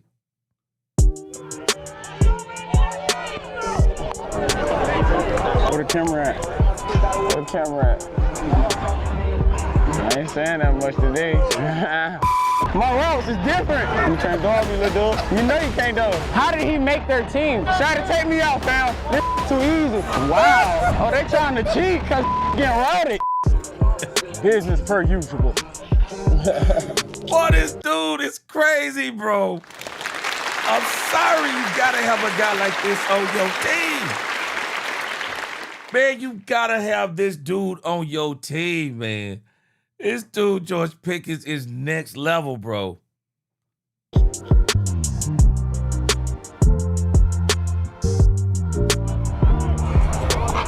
big guy. What it do? You ready to go? It's here. I was just about to tell you I'm mic'd up. You're mic'd up? Yeah. Man. Well, it's good. Mic'd up is a $200 donation to the hot dog fridge. Did you know that? I didn't know that. You gotta buy Wagyu dogs. I ain't never had a Wagyu dog. That's a Ryan Wells, I can see that, the Cunningham reference. I can see it. fancy glizzy. Time you try. What up, Tim I Jones? love you, brother. Love you too, bro. Are you marked up? Yeah. I know he hit me. Oh, I want to talk about practice. I hear you're mic'd up. I hear you, baby. You ever notice that Turp's got little baby sweaty hands? Stephen White, boy, I love that comment. Stephen White said, boy, that's a bar right there.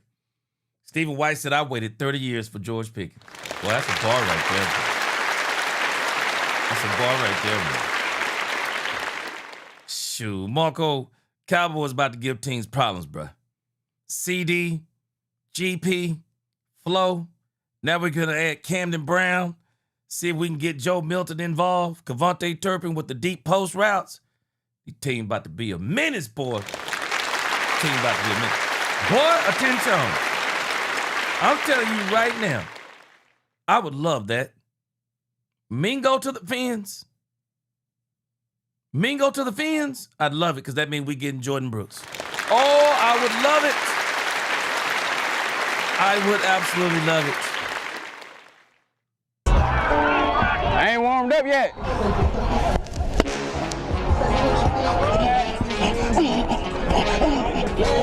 No gloves. Like you talking about like curl? Punch and hit me. Oh, okay. What?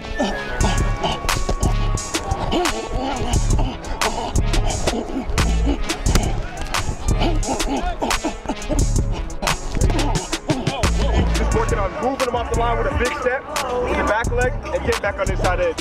Like a split in. Contested catch. Big step, big step.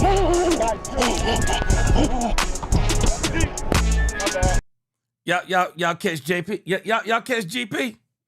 Y'all catch it? Y'all catch what GP did there?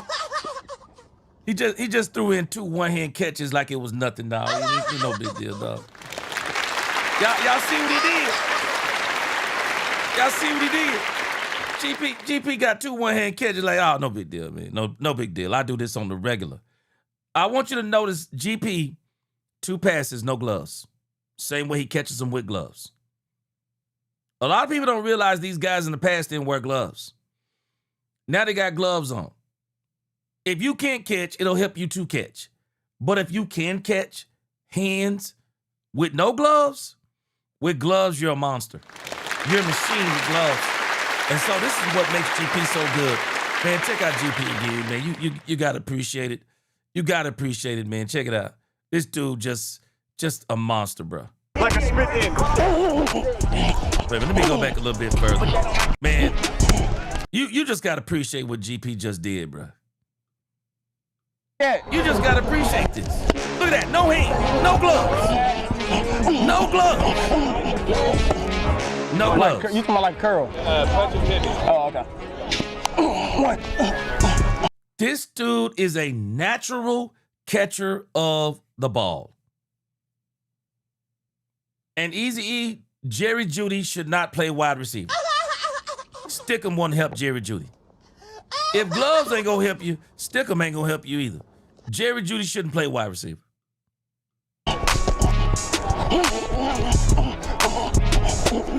Hands catcher, bro. Hands catcher. Just working on moving them off the line with a big step. Hands catcher, back bro. leg and get back on the inside edge. Like a split in. Contested catch. Yeah, no big deal, man. You know, just one hand catch, man.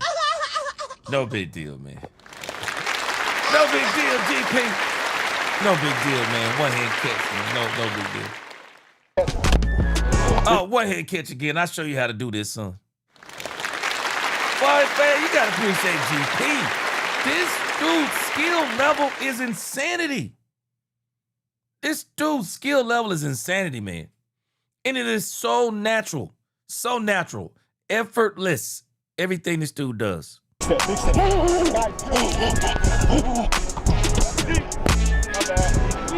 I know. I need to get in that box. Let's go. 60 yards, stand at our side. 69 going. Let's go now.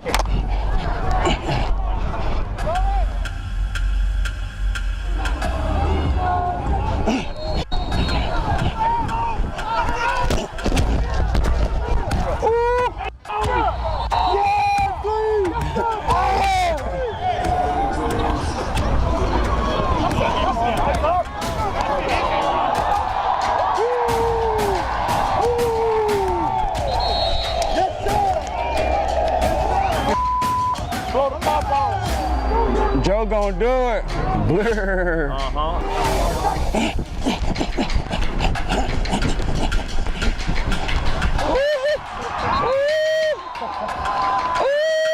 I need that. George Pickens is basically always open. Bottom line. I'm telling you, boy, if I was a quarterback, oh gosh, I'd have a hard time. I'm telling you right now. I would have a hard time if I was a quarterback and George Pickens is on my team. He's always open.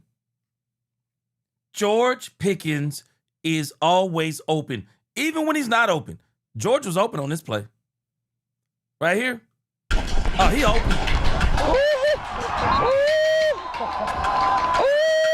I need that. I took my chance on that middle safety.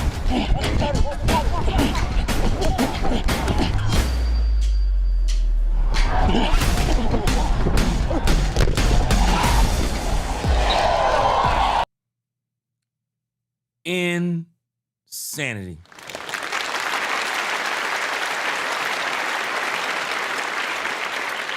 Man, let me read this and then I'm going to come back and play this play again. I want you to see just how incredible this dude is. Frank Lawrence, appreciate that super chat. He says CD and GP need to take Trigg under their wing. Yes, sir. Yes, sir. Hey, we already know Frank Lawrence. Trigg can do that. Hey, Trigg got some serious hands too. Shoot, Trigg Odell Beckham Jr. level hands too. That boy, Michael Trigg, man, some of the catches he made in practice, made in college are literally insanity. What up, MJ, DJ, Legend Game, MJ, the Legend Gaming, what's going on?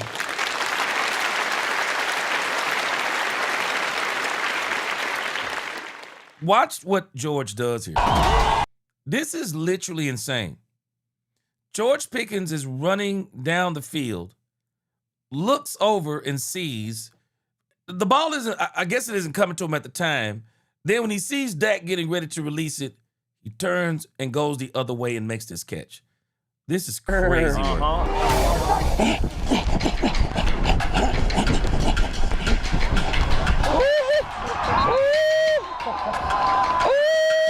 I need that. There are not many wide receivers that can do this part right here. Look, he looked over the right shoulder, sees Dak winding up, and turns and runs the other way, faces the left side, no lack of concentration, and catches this ball. This is mad next level work. Look, looks over the right, turns left. Boy, this is next level. This is next level. Concentration level on 10. I'm telling you, not a lot of people can do stuff like this. They can't, man. They can't do stuff like this. And the thing that's crazy, he does it so effortlessly, man. It's just no effort. No effort, man. This dude roll out of bed and do this stuff. Get him up. Okay, boy. Here you go.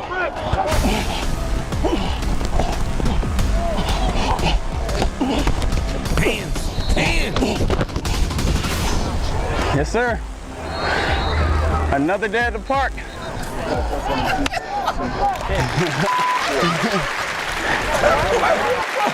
Boy, that boy is next level, boy. That boy is next level, man. That boy is next level. Next level. Hey, y'all got that on video? Turn me up. I already did. I just did, what you call it? You remember what I did against the Eagles? I just did it again. You heard that big ass, you heard the crowd? Hey, you didn't even look up for the ball until like the last 5 years. I don't know how you. See what I just said? People don't understand what they're looking at with George Pickens. They don't understand. People don't understand what they're looking at with George Pickens. It is insane to look over your right shoulder, turn, run, and look up to your left at the last moment, track that ball. We're talking milliseconds. We're not talking about seconds.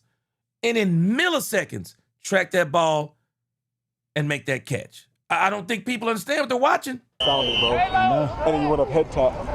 I know you was like, oh, this. I said, oh, God, he's not looking. Then when you look, I said, you got a chance. Still's an alien, man. Still's a doggone alien. This dude's an alien, man. Right now, I know you looking. I was looking for your eye, bro. Bro, I just did some. Yeah.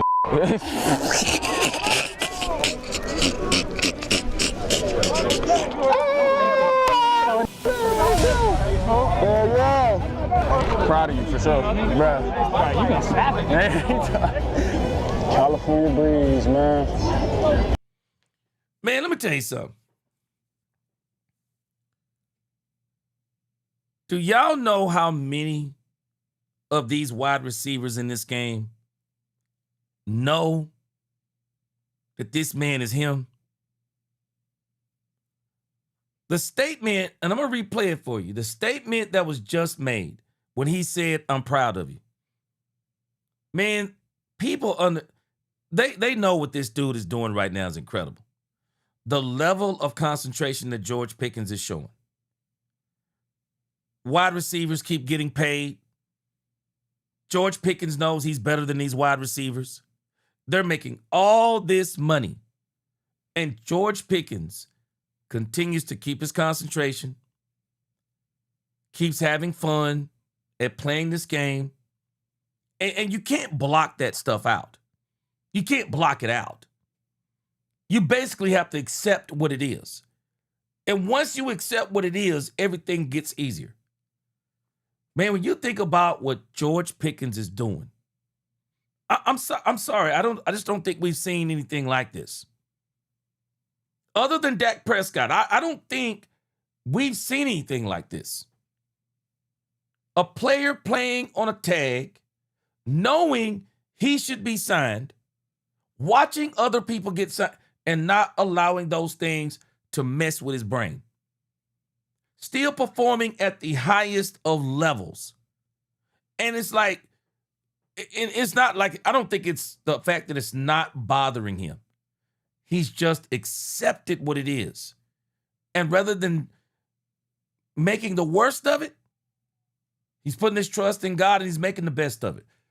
Every time I see George Pickens, it just brings a tear to my eye. It is incredible what George Pickens is doing.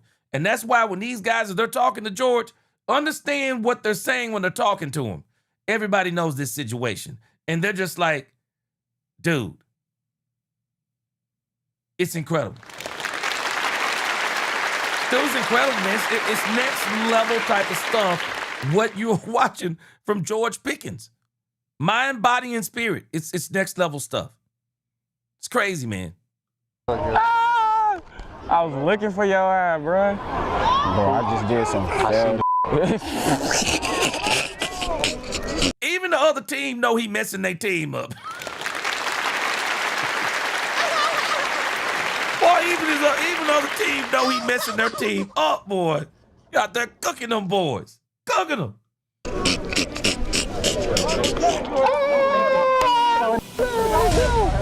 Yeah. Proud of you for sure, bro.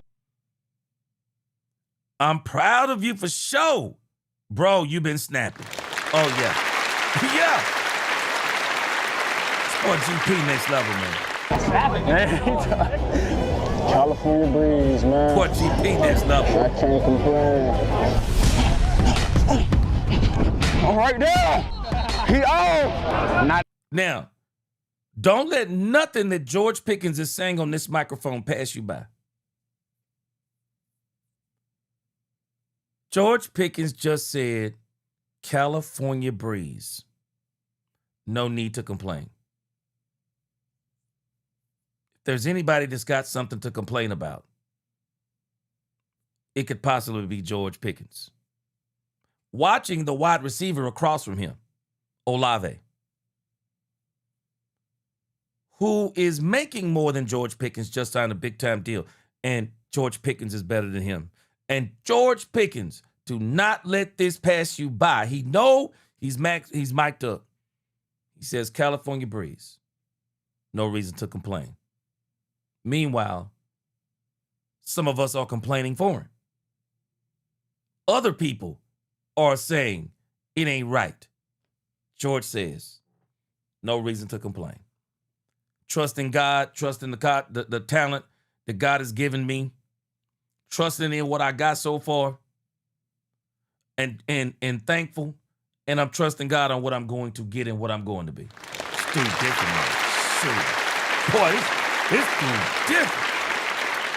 Shoot, this dude different, man. I'm telling you, take a different level of mindset to get where he is. I used to be a Saints fan, but I was a Richard Bush fan. So.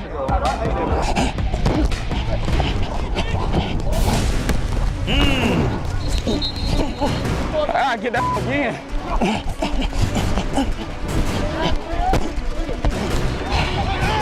That's all day. Why he not pressing, fam? This playing off. Why you not pressing? Hitch.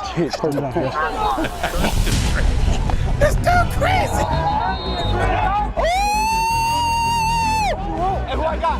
I'm so open game. This way too easy. GP's always open, bro. Boy, this dude is always open, man. Even when he ain't open, GP said, I'm still open, bro. Oh,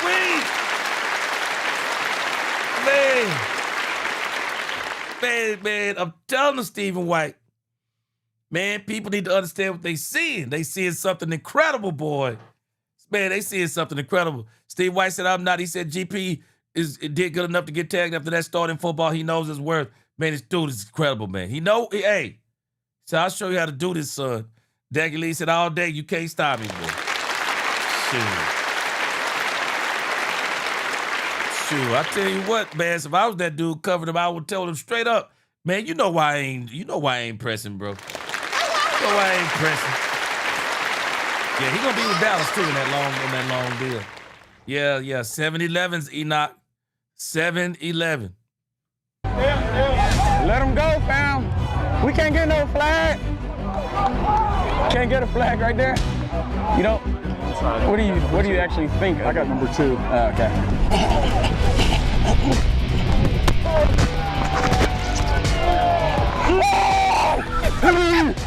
Doesn't matter. Pick it up. That boy GP is crazy.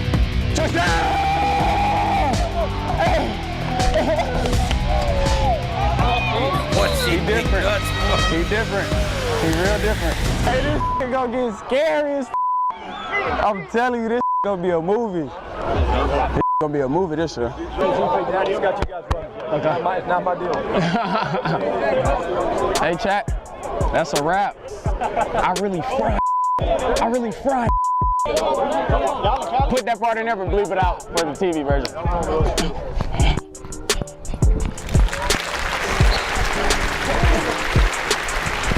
What up, 492? Hey, you can take this, I can take this off?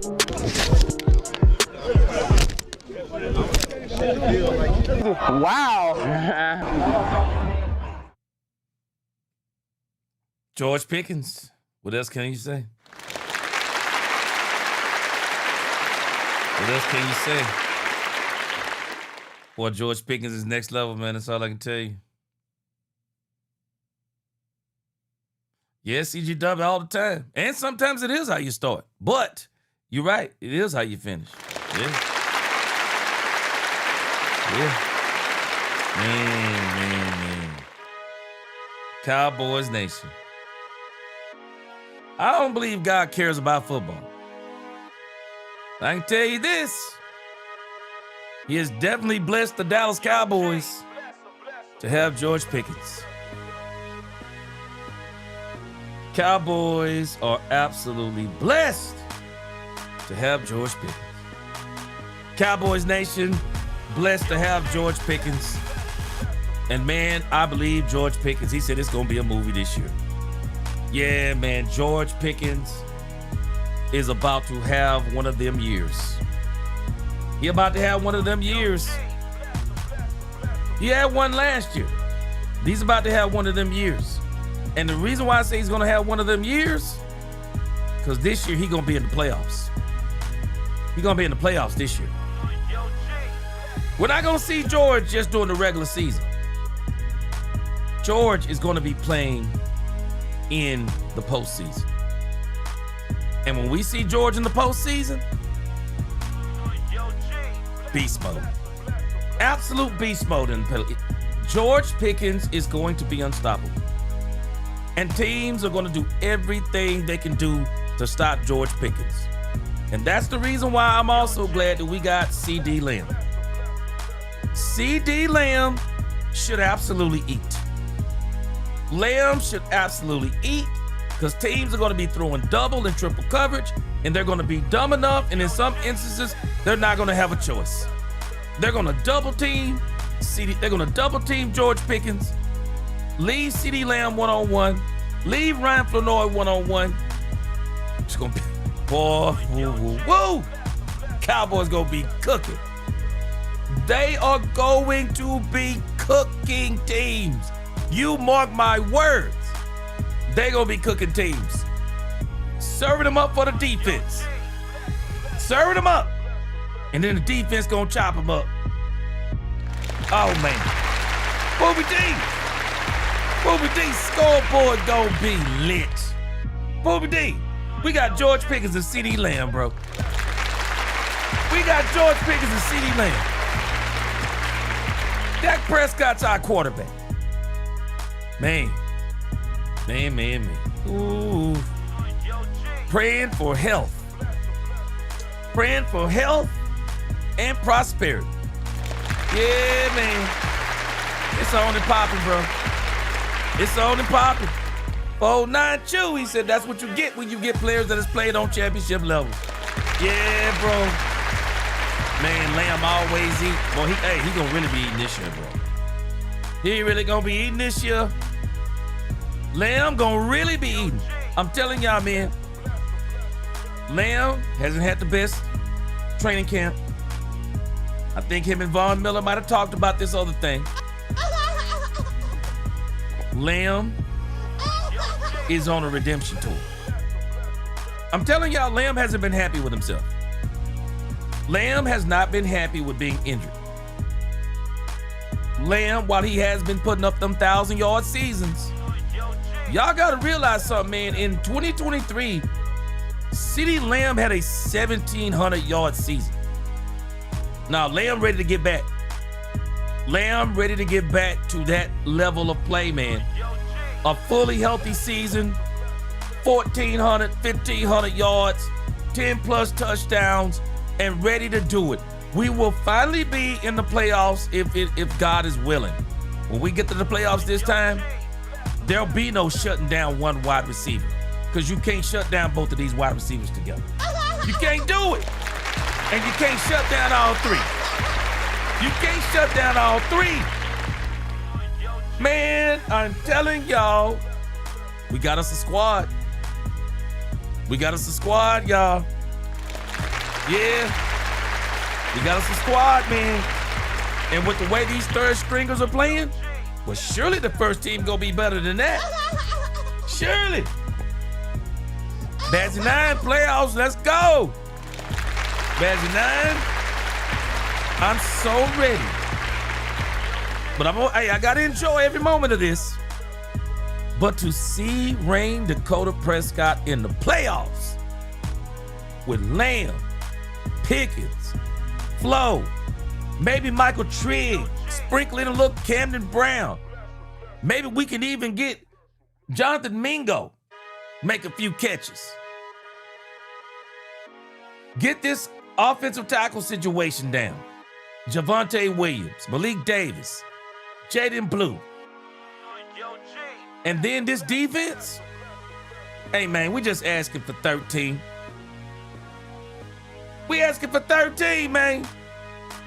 But if y'all get us in the top 10, Super Bowl, here we come. Tell you. Cowboys Nation, praying for continued health. Because I think if we stay healthy, bro, brothers and sisters, I'm telling y'all, I believe we're going to be hard to stop. We're going to be hard to stop. All right, man, I got to get out of here. I got to go figure out something to eat. Hey, man, y'all hit those notification bells tonight. Put those notification bells to all. We still got player interviews to go. So tonight, if I'm feeling up to it, we're going to be back for Cowboys After Dark, man. I'm telling you, I'm in grind mode now, man.